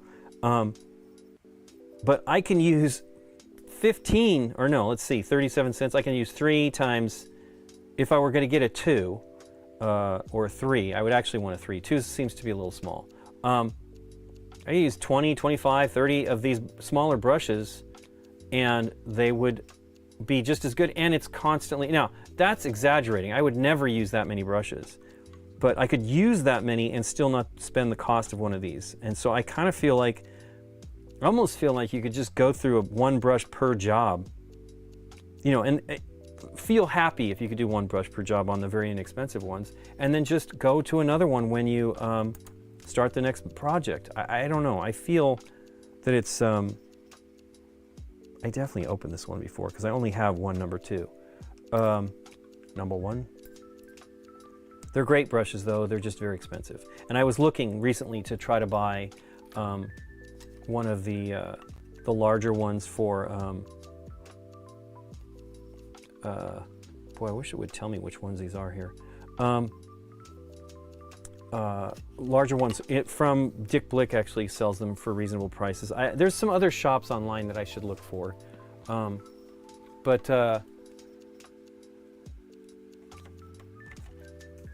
I just think that less expensive golden Taklons are great. Actually, this one was one I used for a very long time. This is a Japanese brush from Silver White. And I've seen them around, but I can't find this brush again. This one lasted me a long time. And it's now just, you can't see it because it's so pale, but the fibers are just going all over the place.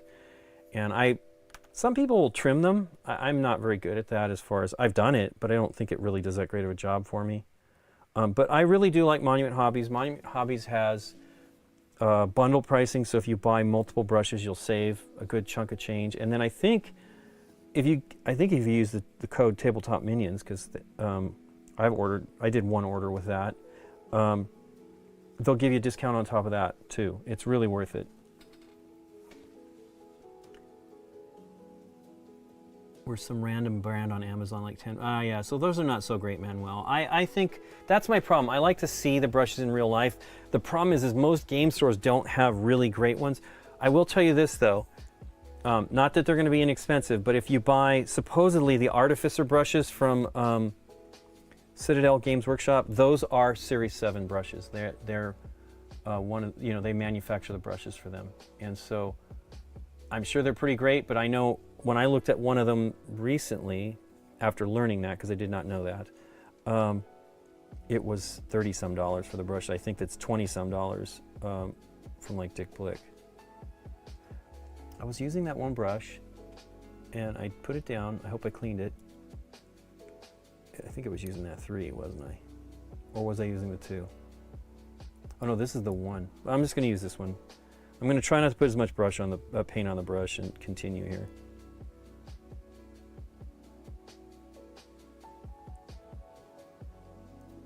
I really like it. I mean, Monument Hobbies ones are great, and some of them are in stores. None of the stores near us actually carry any Monument Hobby, but I've been to lots of, and I'm meant to go to their booth. I really am bummed I did not go at, I think they were at Gen Con.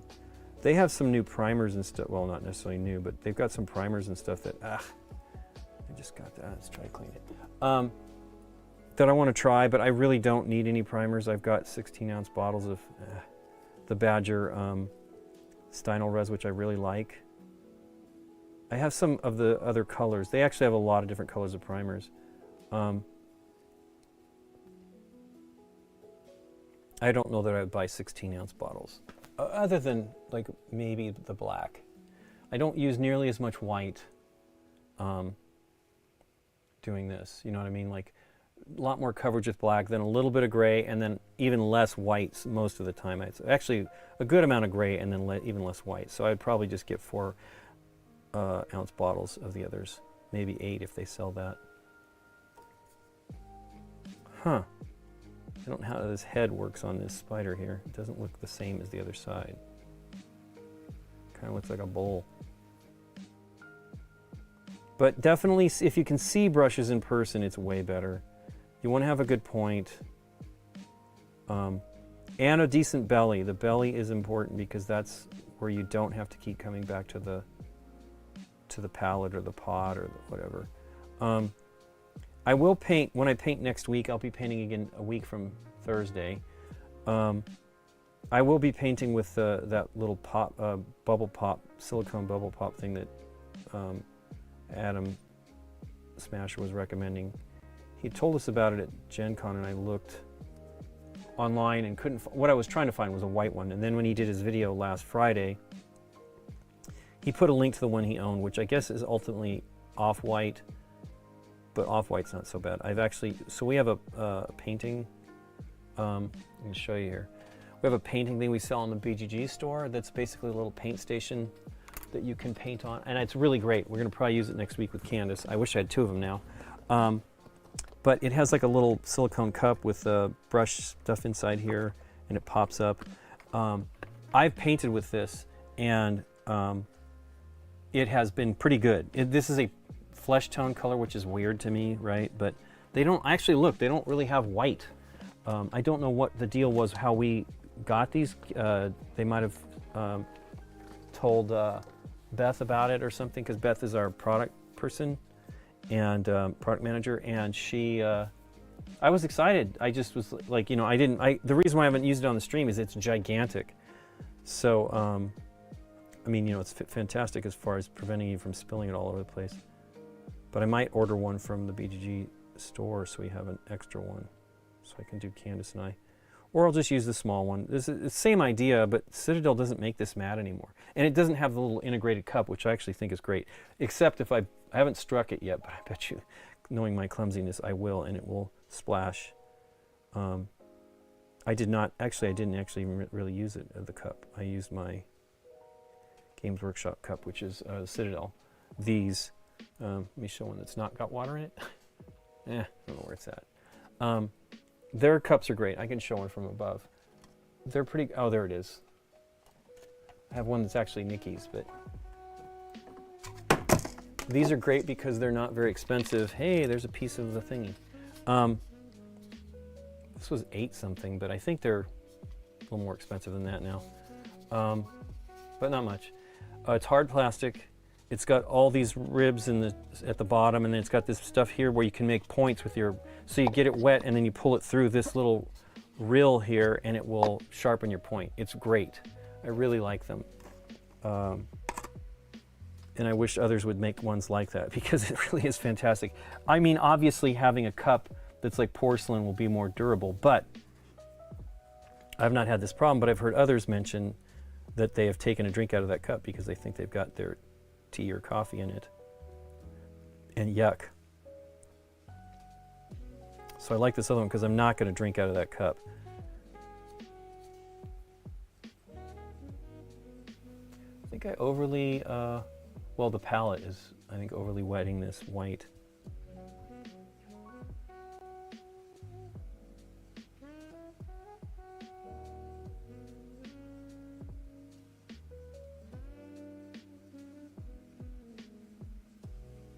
Woof, okay, well, not gonna clean it, I'll try to touch it up.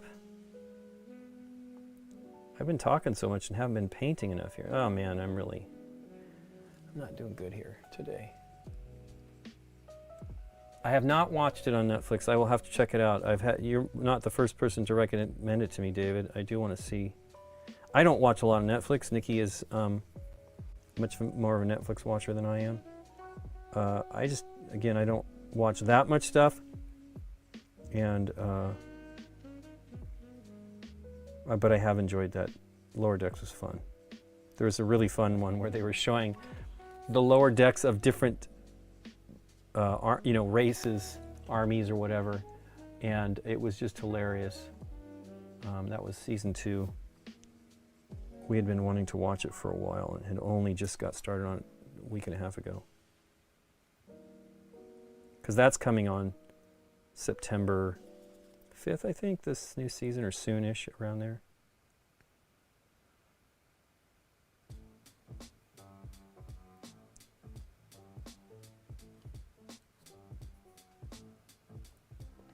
It's weird, I can't really make out the spider on his back.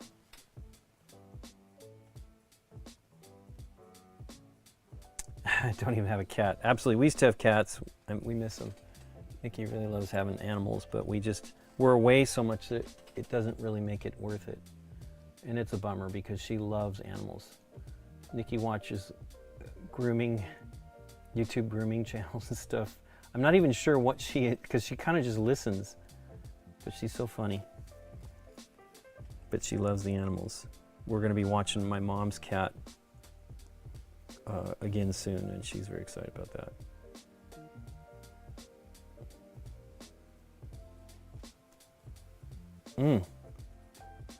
Really, you know what's really killing me actually is this spider web. It really is. I'm coming at it from the wrong angle constantly. And that is a challenge. Not a great excuse, but it's a challenge. I've got the latest Combat Arena, Lair of the, I can't remember what it's called. From GW, they sent it to us. And I think we're going to try, I mean, I keep threatening to try to do one of these things on the show because I love their stuff. And so we're going to probably do that. I will paint those minis before, there's 4 of them in that one. But we have Gore Chosen, which is, I guess, what Combat Arena is originally based on. And Gore Chosen is a fantasy one, but Combat Arena is a sci-fi, you know, the 40,000 Warhammer 40,000 stuff. Yeah, so I want to do those. And I would like to do them on the stream. I'll probably have to do them next week. I really want to shoot it this weekend to get it done, but I won't have, there's no way I'll have those minis done, I don't think, unless I can really spend time on it. But it's already Tuesday, and I've got to get the next game night together. And I was going to be doing it ahead of the schedule. I was planning on doing it yesterday, but I didn't have time.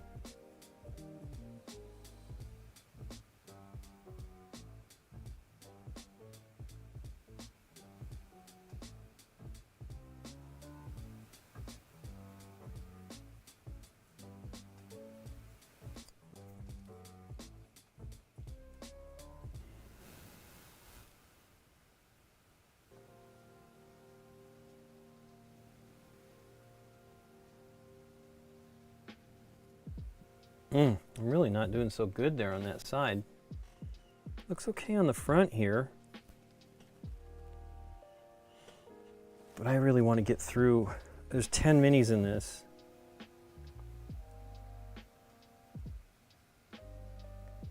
And I need to really get through them. I want to get on. I've got to get done with the very first series of Marvel United.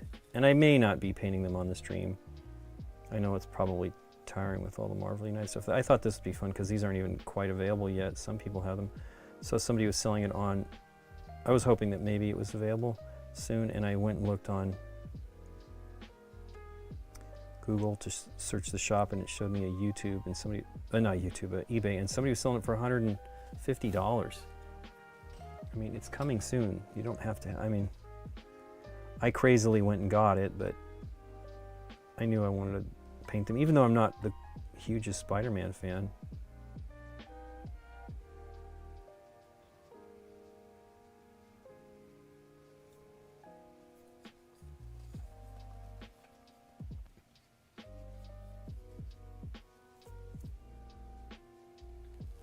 Oh, Neil, I'm sorry. It's hard. I mean, so one of the things I do to steady my hand, Neil, is to hold the mini, and what it's really best to buckle your hands, right? Like get your wrists together and do this. The problem, of course, is I keep doing it and there's something in the way. I mean, of course, that's the nature of this kind of stuff. Ugh, look at that, Mr. Steady Hands. Thankfully, this is just painted, so I was trying to touch it up. But yeah, it helps if you do that. It also helps if you do that more often and get used to it.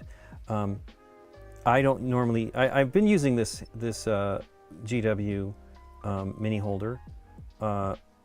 I like it, but I have mostly been using this piece of wood with a piece of a poster tack or something like that on the top. Actually, I think this is Quake Hold.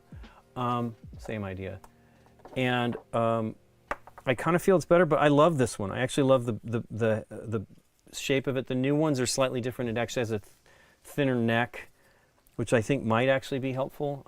I have only ever used it for a little while. A friend of ours in Germany loaned me his while we were there, and I really thought it was good. I own 6 of these GW ones. As soon as I found out they were going to be changing them, I thought, well, let me get more of them in case I like them, and I do.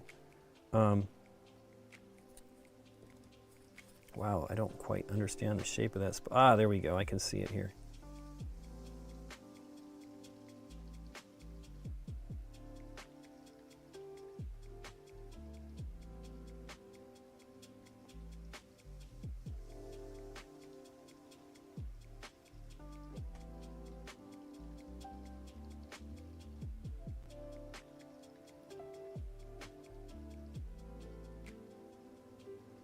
Again, I think the paintbrush is a little too wet.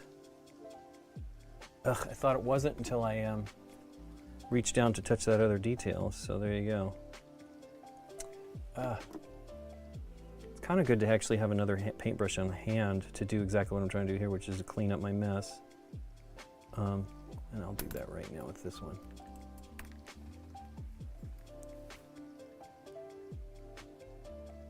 Because all I'm doing is I'm getting it wet and then wicking it up with another brush. And if you have a non-wet brush or drenched brush, then you have a better shot at cleaning it up.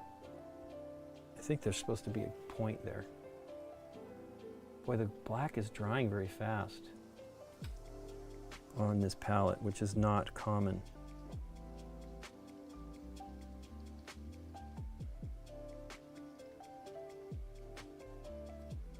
Maybe the humidity is, well, I'm painting something that is actually supposed to be painted.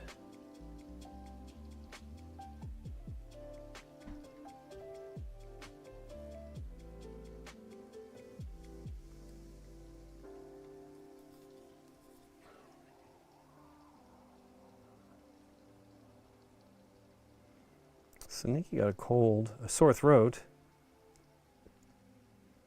Just like about a week after her return, and she has just been struggling with it. She does not do well with getting colds, and so she's been unhappy because it's been over a week and she's coughing still, but I thankfully did not get anything.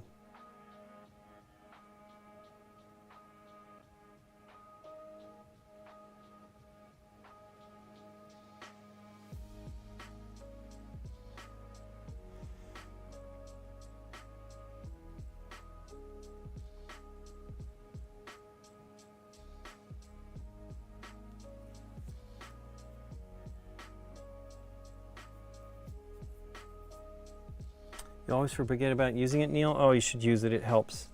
And get used to it. You know, I mean, I'm not actually holding it in the ideal position here, but they're good. They're helpful.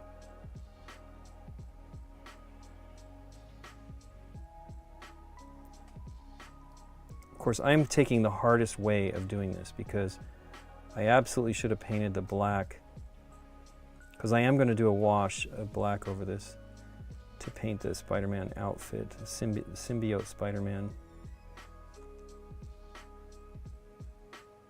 So I'm gonna have to be very careful. There's something going on there. It's weird. Oh, I know part of what's going on here is the other leg isn't painted, so I can't really tell. So I'm gonna say, I think these are not as, I'm not as impressed with the molding of these as some of the other ones. What was the other one that was weird here? I think they're okay. Actually, this one was probably, and it's not even that bad. It's really this one that's, and they're pretty great. I don't know what I'm just fussy about, like, oh no, there's something going on. It's the, I don't know. Notice I painted several coats of that administratum white, apothecary white, excuse me, and it has barely shown up on here. So I probably will end up painting with white. Thin down white or something like that, or gray, you know what I mean, because it is gray in the photos. I was saying last week that we saw the minis. I think I actually painted just after we got back on Tuesday as well. We saw the hand painted minis from big child at Strategicon. That's coming up. At Gen Con, and they were fantastic. I feel like I'm doing an okay job, and then I see their stuff, and it is amazing. Because they sculpt the minis too, and I don't know if, I doubt the painters are the same people, but wow. Really great stuff. They had a bunch of the new stuff coming from the, they might have had some of these, I'm pretty sure they must have, but from the multiverse set that's coming next year.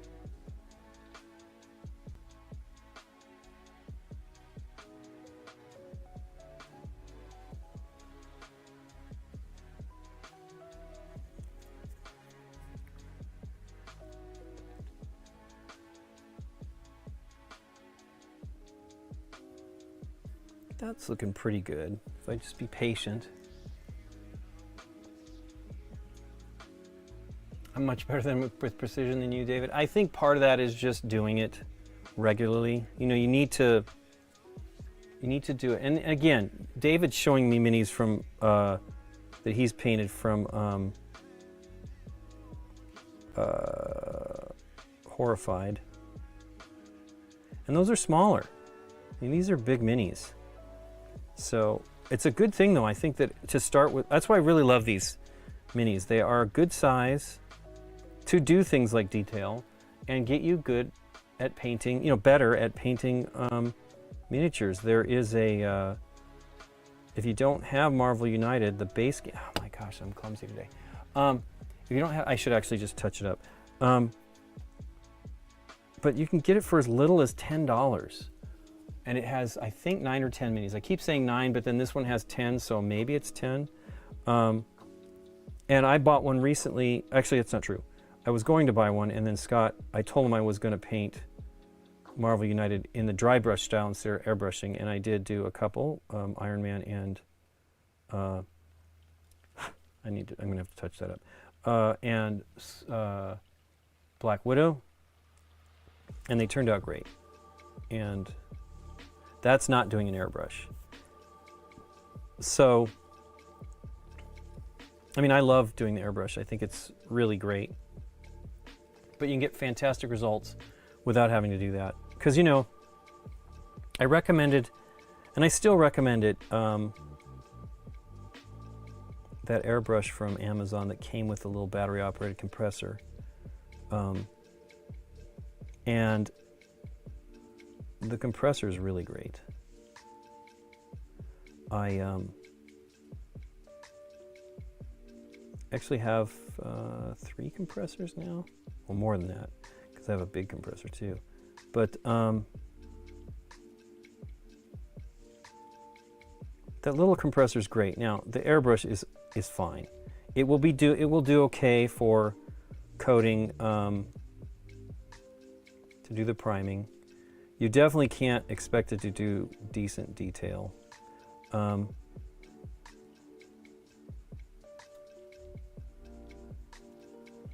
But for the $60 I paid, and I think it's about at 67, it gets cheap too, occasionally. What was the name of it? I can tell you so you can look for it. YF UFU. The airbrush is okay, but the compressor is really cool and is rechargeable. And I don't have to be, I actually walked around the yard with it in my pocket to actually get better sunlight. I was looking for the best sunlight. It's funny how unnatural light is better for me for airbrushing than natural light. I find that it's maybe too intense outside. So I was moving around trying to find the best spot to do stuff when I wanted, because I didn't want to wear a mask. You really should wear a mask when you airbrush paint. If you're outdoors and the ventilation is fine, you should be okay. I almost never paint inside. I did try that compressor. I had it very, very lightly doing the paint. I painted here at the desk, and it did okay. But I don't suggest it. Are you in here, Nikki P? How you doing? You overdid it? Poor thing. So she's definitely struggling with that throat stuff, and you know, she's out working on the yard. We had enough rain that we were actually able to pull some weeds easily, because we were gone. It's funny, gone 2 weeks and the weeds come in real fast. And we have not had a lot of rain since the spring. Had a tremendous amount of rain earlier in the year. But oh man, I'm really doing a bad job. But I really want this to look a little bit better, so I think I'll just touch that up. It is 12:32. Of course, horrifying. I mean, you should start with what you have. But because you know, I want to. So there's the new Horrified coming, and I haven't painted any of the Horrified minis, but David got me thinking about doing that. I think it's an Egyptian. It's not Egyptian. I don't know what it is. New Horrified sounds fun. They're gonna send it to us. Greek mythology. That's right. Greek gods or whatever. So that's coming soon, and I'll probably paint those. Maybe I'll paint them for the show. I don't think we've actually done a Horrified for the show. We've only ever done the stream. And we liked both of them a lot. We played the American ones, you know, let me cut back. Chupacabra and stuff like that, yeah. So there you go. I'm gonna probably call it for the day. Since Iggy's in here, I know she's probably hungry for lunch. How you doing though? You okay at least? What? You can keep going. I have to. Yeah, that's fine. I just, I'm kind of, well, okay, I'll go a little bit longer if you're gonna, are you gonna go get showered? Yes.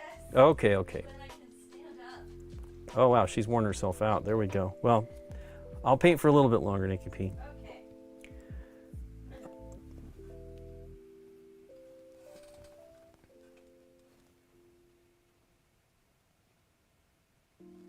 Yeah, this is so strongly white. It is very good paint. So what I'm probably gonna do is just do a little bit of, I'll probably go the other direction. I'll put the white on and then put the apothecary white on it to give it a shade. I mean, you know, you're really supposed to use these over white, contrast paints over white or the off-white, the Wraith Bone. And so I might actually get better results with that apothecary white if I do it the right way.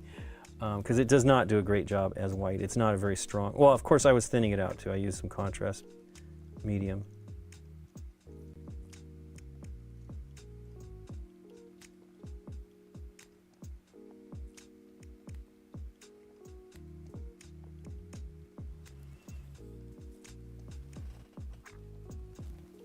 Take care, Manuel. I'm glad you joined me, and I hope you the advice helped with the brushes. I mean, it's definitely worth it to get some decent ones, but I do like these inexpensive ones. They've been great. The prices definitely go all over the place. As I said, I've seen them for as little. I bought a set for $25, and then I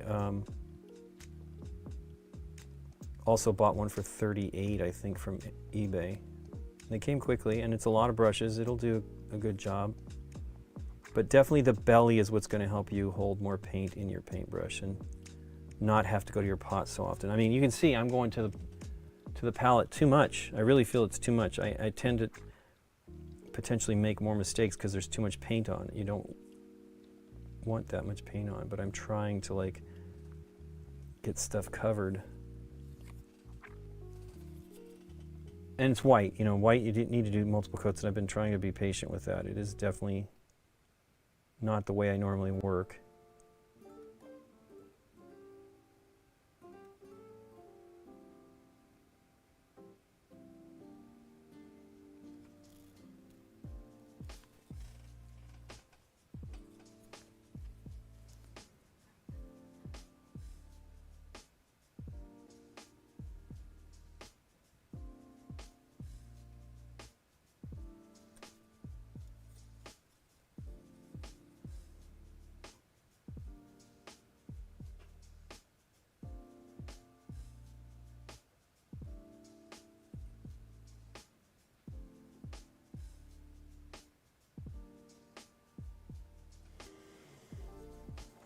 Too low on that one.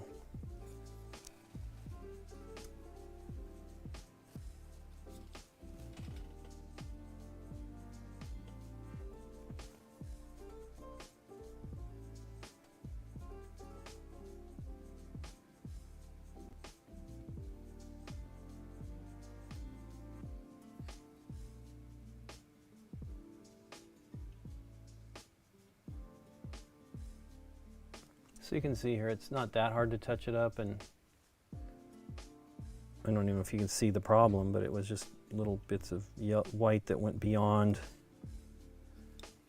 the zone of what I'm trying to paint, and it just put a tiny amount of paint on it and then just drag it across the white, and it generally covers it up.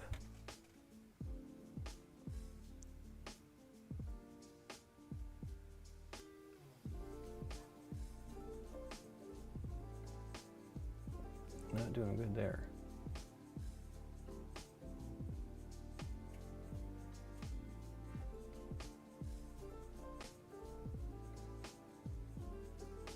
Was it? I think I'm trying to paint a glare.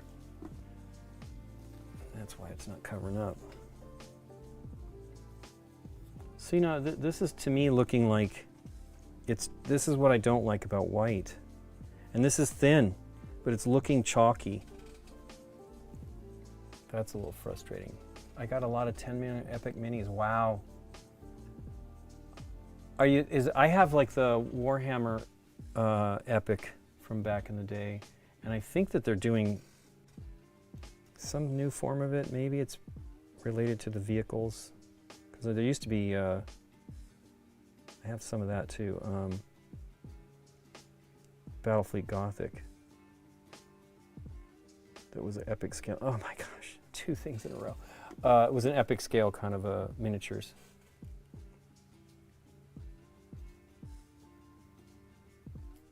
Wow. I also have Dreadnought, which I never did. I think that's what it's called. Dreadfleet. I would like to do those as well.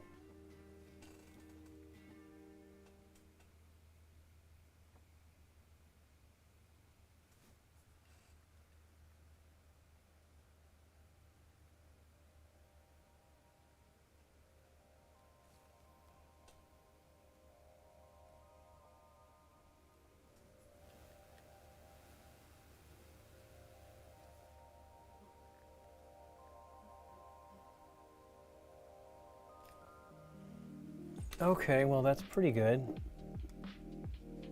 I have so many minis, Joe King, though, it's ridiculous. I need to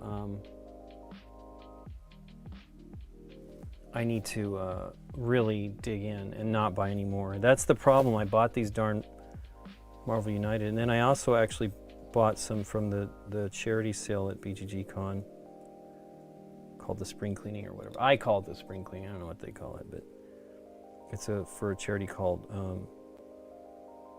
oh my gosh, Cafe Momentum. I'm really doing terrible today.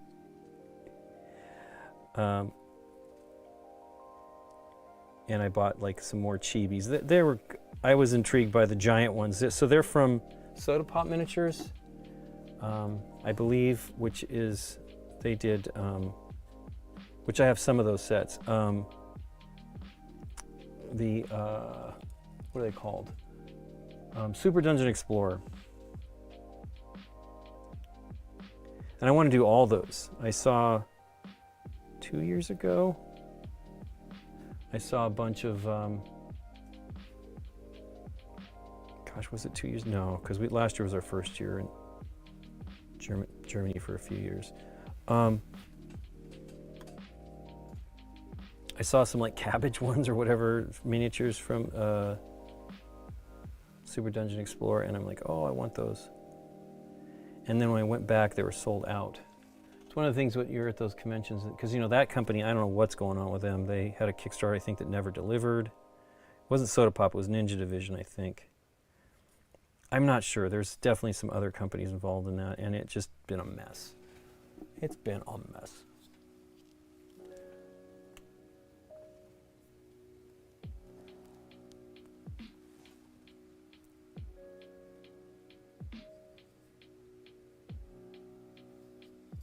That looks pretty good, though. Yeah, you can't really buy more. It's bad. I'm trying not to buy. I did buy these. Again, it's only 10 minis, but I keep saying that to myself. It's only this, it's only that. Because Scott gave me a copy of... What? It's only wafer thin, yes. Scott gave me a copy of the Starcadia Quest. He's like, I'm like, Scott, I really don't need more minis. He's like, it's got chibis. So I'm like, okay, I'll take them. I'm definitely got a thing now for the chibi minis.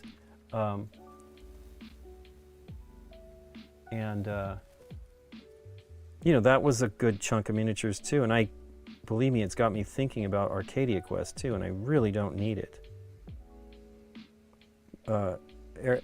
Derek was telling me that he didn't think I would. He goes, that's an okay game, because you don't need to own it.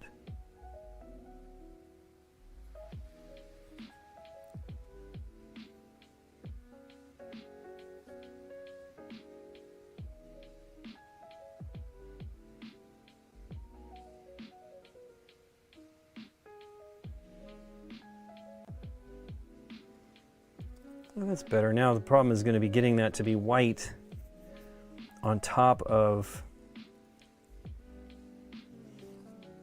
you know, oh, there's some sloppiness there.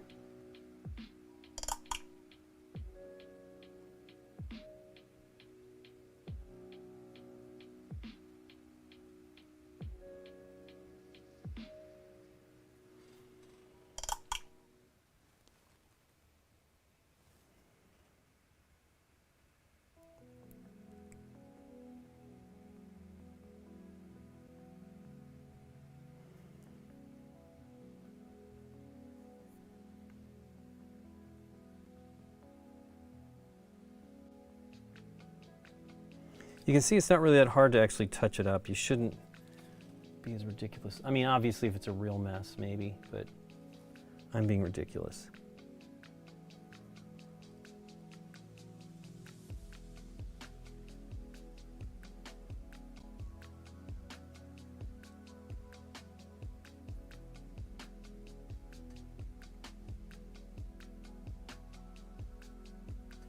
I've been reading these Indiana Jones novels that are like 30 years old. And gosh, one of them is just, it was so terrible. It wasn't, the problem was it wasn't Indiana Jones. It just kept going on and on and on. Talk about all this stuff, and I was like really disappointed. Now I'm reading another one. There was like a comic, one of those websites, CBR maybe, whatever, did a thing about it. Am I still pointing to me? I am. Sorry, guys. CBR did a thing about it and listed what they thought was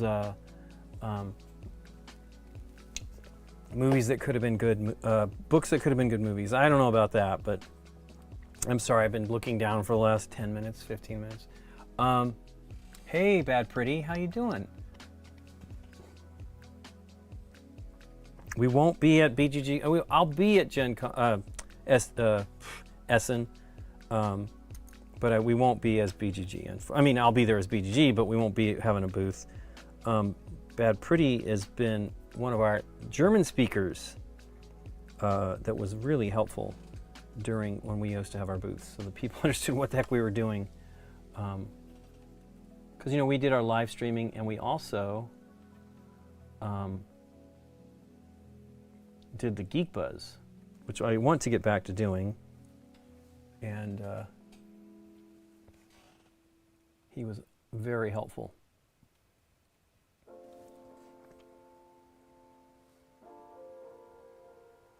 Oh, that's right. He came to the United States. How was your trip?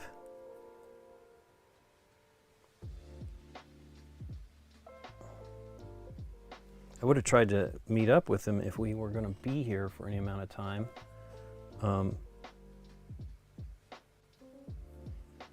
But he was with a friend, so. Yeah, it's a bummer. I don't know that we're ever coming back as far as BGG streaming. I wish we would, but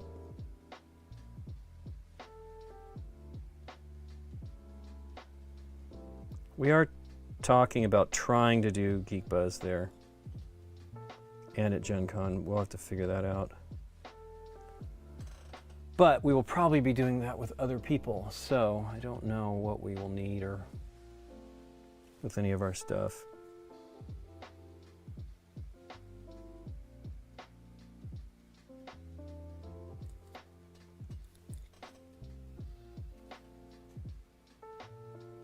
It's not out of focus here.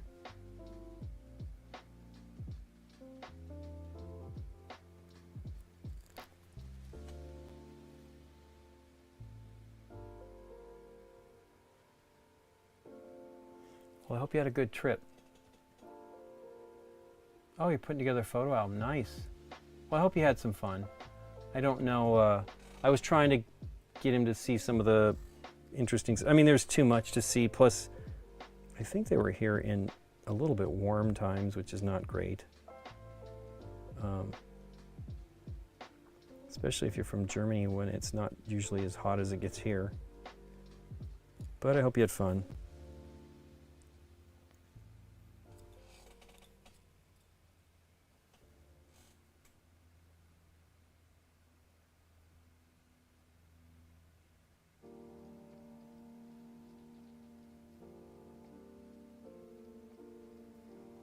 Gosh, you did such a great job on the other eye. I'm doing a terrible job here. Yeah, Bad Pretty wrote and asked about what I would recommend that they see here in Los Angeles, and there's a lot of great stuff to see. One of my favorite things to see is, if you have the time, is to go up and to go to Griffith Park, which is, you know, where they film tons of movies. Starting with, I'm not sure if starting with, but one of the big ones was Rebel Without a Cause, Terminator. But it's a pretty amazing view, and it's also an observatory that is just phenomenal. When they redid it, oh man, 15 years ago maybe now? In a while. They dug underneath the existing building and then put in this full-on, there's a planetarium in there. And hey, thanks for the follow, Dorian Rell. 23. 23 is a good number. Don't know if you picked it or not, or if it was automatic. Something's in my eye. Yeah, it's a really, really great place to go. And see Hollywood right from the hills. It's really, really awesome.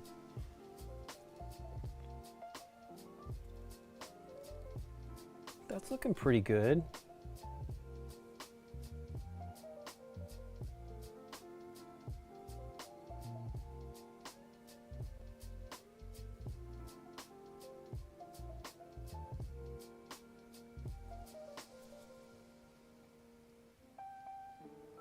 We are looking forward to going, though. It'll be nice to be back in Germany. We reimagined the knife fight from Rebel Without a Cause. You were James Dean. Now you need to do the one where the Terminator like tears his heart out of his chest or something like that. I can't remember whether it was. I don't think it was. I think it was another guy. I don't. Bill Paxton was the was one of the other thugs when it's like, what's wrong with this picture? And you know, it's Arnold coming in with no clothes. Oh, I just totally just stuck it right in the spot I don't want to go. It's going around this this web is a challenge. I'm making lots of excuses. It's really a great view up there, though, and it's just it's neat. You know, it's one of the touristy things that I think is actually worth it. There's lots here. You know, I mean, we love. Nikki and I go to see movies at the Chinese theater. We have not been for a little while because I can't remember what the last one we saw. It might have been like the last Spider-Man movie, because they haven't been playing stuff in 3D, which, you know, I understand, but we like it. They did do Avatar, the new one, and we did not go because I think, why didn't we go? I mean, I'm not the hugest fan of Avatar, but I still would like to see it, especially in 3D at that IMAX theater. Although there's one in a bigger IMAX theater that I'd like to go see in Germany, in Stuttgart, or near Stuttgart. That's a huge IMAX. I'd love to go, but it's just a little too far for us, I think. Well, there we go. I think it is now. I can go a few more minutes. I'll go till 1. I have to paint this web as well, but I need to paint his body more black. Here, I'll show you what the picture looks like. It's fun, though. I've been having fun painting stuff in just grayscale. It's not something I'm used to doing. But yeah, there's his web. I don't know what's going on with that, but it's white as well. it does kind of look like bull horns there on the spiders, so that may be what I'm seeing. Oof, but you can see how his arm goes really tight over that one bit. Let me see if I can do it without completely destroying it. Oh, one of the game stores in Pasadena. Which one did you go to? I keep wanting to say his name, but he's very privacy-minded. Bad Pretty.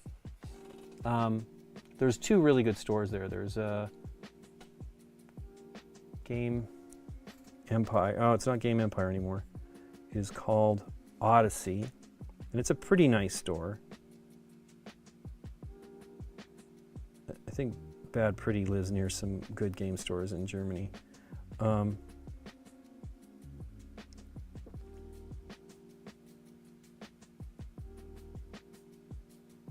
Oh my gosh, just put it right on his shoulder. Let's clean that very good so I don't have to kill myself for too long. It's probably too much because oh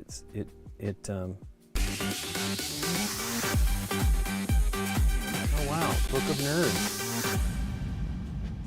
Hey everybody, thanks for joining us. Thanks for the raid. We are, okay, yeah, Odyssey. Yeah, that's a nice game store. And they have a good gaming space, but it's mostly geared towards miniatures gaming. Thanks for raiding. I'm actually here painting Spider-Man, or the Marvel United Spider-Geddon set. These are 5 of the, right now I've got 5 of the minis. I've only got 3 of them going. This is Spot. I don't know anything about Spot. This is Spider-Man Noir, which is really cool. I chose to do these first because there are a lot of black and white. Like this Spider-Man Noir is absolutely just grayscale, right? So decided to try to do that because I've not painted many minis that way. I say I haven't done many, but I did do this one mostly in that manner. Kingpin turned out cool.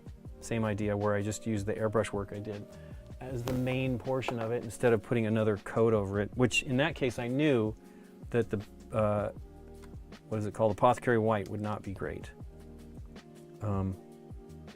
Yeah, this is fun. I'm really looking forward to trying this game out to see what they've added to it. Rodeo Drive was a little underwhelming. Yeah, I'm not a big fan of there. That's shopping, right? And I'm not even sure how good it is because, I mean, I'm sure there's still fantastic shops, but it's not. I've only been there a couple times, and actually, and I've lived here in Southern California for a long time now. But one of the things I went to go see there was an architectural thing that. It's a little mall that building that Frank Lloyd Wright had done very long ago. I'm not even sure he was alive when that one was made. Often there'll be like a project that they're working on. He'll have passed, or they'll continue to. Because you know the Guggenheim, I don't think. Although he was there when it was being built, but I don't think it was completed while he was alive. But yeah, I was studying architecture, so. Actually, one of the game stores which I recommended you go to in Pasadena is in a building, not designed by Wright, but that I went and looked at when I was studying this stuff. Thanks for the follow, Eisenhorn01. Are you a 40K fan with the name Eisenhorn? Or is that another reference? We just drove through and really wondered how the looks appeal to people, especially when they're wealthy and could shop anywhere in the world they would want to. Yeah, problem is there's not as many places to shop as there used to be, right? It was a big deal back in the day. I mean, it's a long time ago. I don't really know what it's like as far as shops go anymore. I'm sure there's still some high-class stuff in there, but I mean, I've actually seen more of it because, you know, why would I go there? I'm not going to shop for anything. I have eaten down there, but I saw more of it when Eddie Murphy was there in Beverly Hills Cop, right? You know, I just got some on that white, bummer. But yeah, might as well go see it. It's different. Malls are still hanging on sort of here. We have a nice one near us that's trying to do whatever. I think they're trying to sell. I don't know if it's still an Australian company. I think it might be a French company owns it now. But it was, and it's still owned by a consortium, but part of it is Westfield, which is a chain that we used to have lots of around here, but we don't have that many left because they're selling them all off. And that was one of the ones that they got rid of. I mean, that they're trying to get rid of. They got rid of the 2 other malls they had just south of there. They sold to the guy who owns the Rams football team. Eddie Murphy, yeah. It's getting there. Okay, take care, Tommy K. Thanks for joining me, and I will be at Essence, so if you can join up, let me know. We'll be around. We won't have a booth, so it's a little harder to find us, but you can always message me on Twitter or Facebook if you use Facebook. I use Messenger, and I will be connected in Germany for sure. It's hard not to do what we got to do. We're gonna have this. We're gonna try to have meetings. It's not as, I mean, I initially thought we would be getting more games, but I think we have our team doing that more so. Anyway, let me cut to this. Let me see what we got to raid here. Heretic, this is only one Eisenhorn. Hey, come on. I at least knew what Eisenhorn was. I actually have an Eisenhorn model, one of the, what was it called? Inquisitor? You know, it was a large scale model. I never painted it. I want to paint it. That's why I bought it. But I was very intrigued by that stuff, and I don't think it did very well. Was it called Inquisitor? I think so. Anyway, let's take that off. Let's see what we got here to raid. It's funny, I'm not really on the creator dashboard. It's probably video, but no, it's not video producer. Stream manager. Here we go. Thank you for joining me today. If you're on Twitch, you can follow along, go on to the next thing we're going to raid here. Hopefully there's something. Are you in the know? Any game conventions, Riverside, Orange County that I should be looking for? Neil, the Strategicon is coming up. That is at the airport. I'm sorry that we're stopping here. Strategicon's at the airport at the Hyatt Regency? No, it's not the Hyatt Regency. It's at the Hilton. It's going to be here at the beginning of September. It's a good con. We've been several times. Went first time in 2013, again in 2018 and 2019, I think, and that was it. There's the tool I was looking for. I thought it was out here. Wow, there's not much. There is playing board games. So we're going to raid somebody named Playing Board Games if they'll let us. But yeah, Strategicon's great. I'm trying to think of other big cons that are board gaming cons. And another thing, Neil, is SoCal Games Day. SoCal Games Day is a show. It's not a big deal. It's every couple of months. Actually, they had their first one in many years, like since just before the pandemic, I believe, of course. It's every couple of months here in Burbank. Burbank's in the San Fernando Valley. It's a good gaming day. It's one day at a church. It's probably $8 or $10. I don't know, to go in. It's been a while. I think it used to be $5, so maybe it's around there. It might be more expensive. But our friends Dave actually helped run that. He is still involved with it. Aaron is involved with it. Our friend Stephanie is involved in it. It's a good event, and it's fun to play. I hope everybody has a good day. It is Tuesday, so we still have a bit of week left with us. And then join us on Thursday evening if you can. Nikki and I will be playing some games. We're not sure what. I'm sure it's going to be some stuff from Gen Con. And hopefully I'll see you. I will be painting again next Thursday, 5:30 p.m. Pacific Daylight Time, so much later for the folks in Europe. Thanks for joining me, everybody that was from Europe.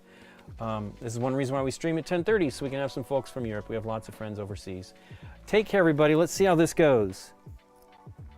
It looks like a spreadsheet. Hey, we're unable to raid that one at this time. Let me look at it again. We may not be able to raid anybody. Let's try it one more time. It really looks like a spreadsheet. Nope, we can't raid them. So, let's see if we can find it. We may not be raiding anybody. Yeah, I don't see anything. Well, shucks. That's a bummer. So let me cut to the TriCaster, or the TriCaster, and we'll just end it here. This is hard to do because I'm not very good at this. If I touch it too hard, it'll be done. Thanks for joining me today. Everybody have a great one, and hope to see you all soon. And Neil, you can actually reach me out at Twitter and let me know, and I can maybe help you out with some of that stuff. There's some good stuff, good shows here in LA to go play games. SoCal Games Day, I think you can find on Facebook, and Strategicon's a couple weeks away, a week away. So you should go to that, week and a half away. I think it's a week, yeah, literally a week and a half away. We might be there. Our friend Eric Lang is going to be a special guest at that convention, so we might go for a little bit of that. And hope everybody has a good one. Take care, everybody. See you later.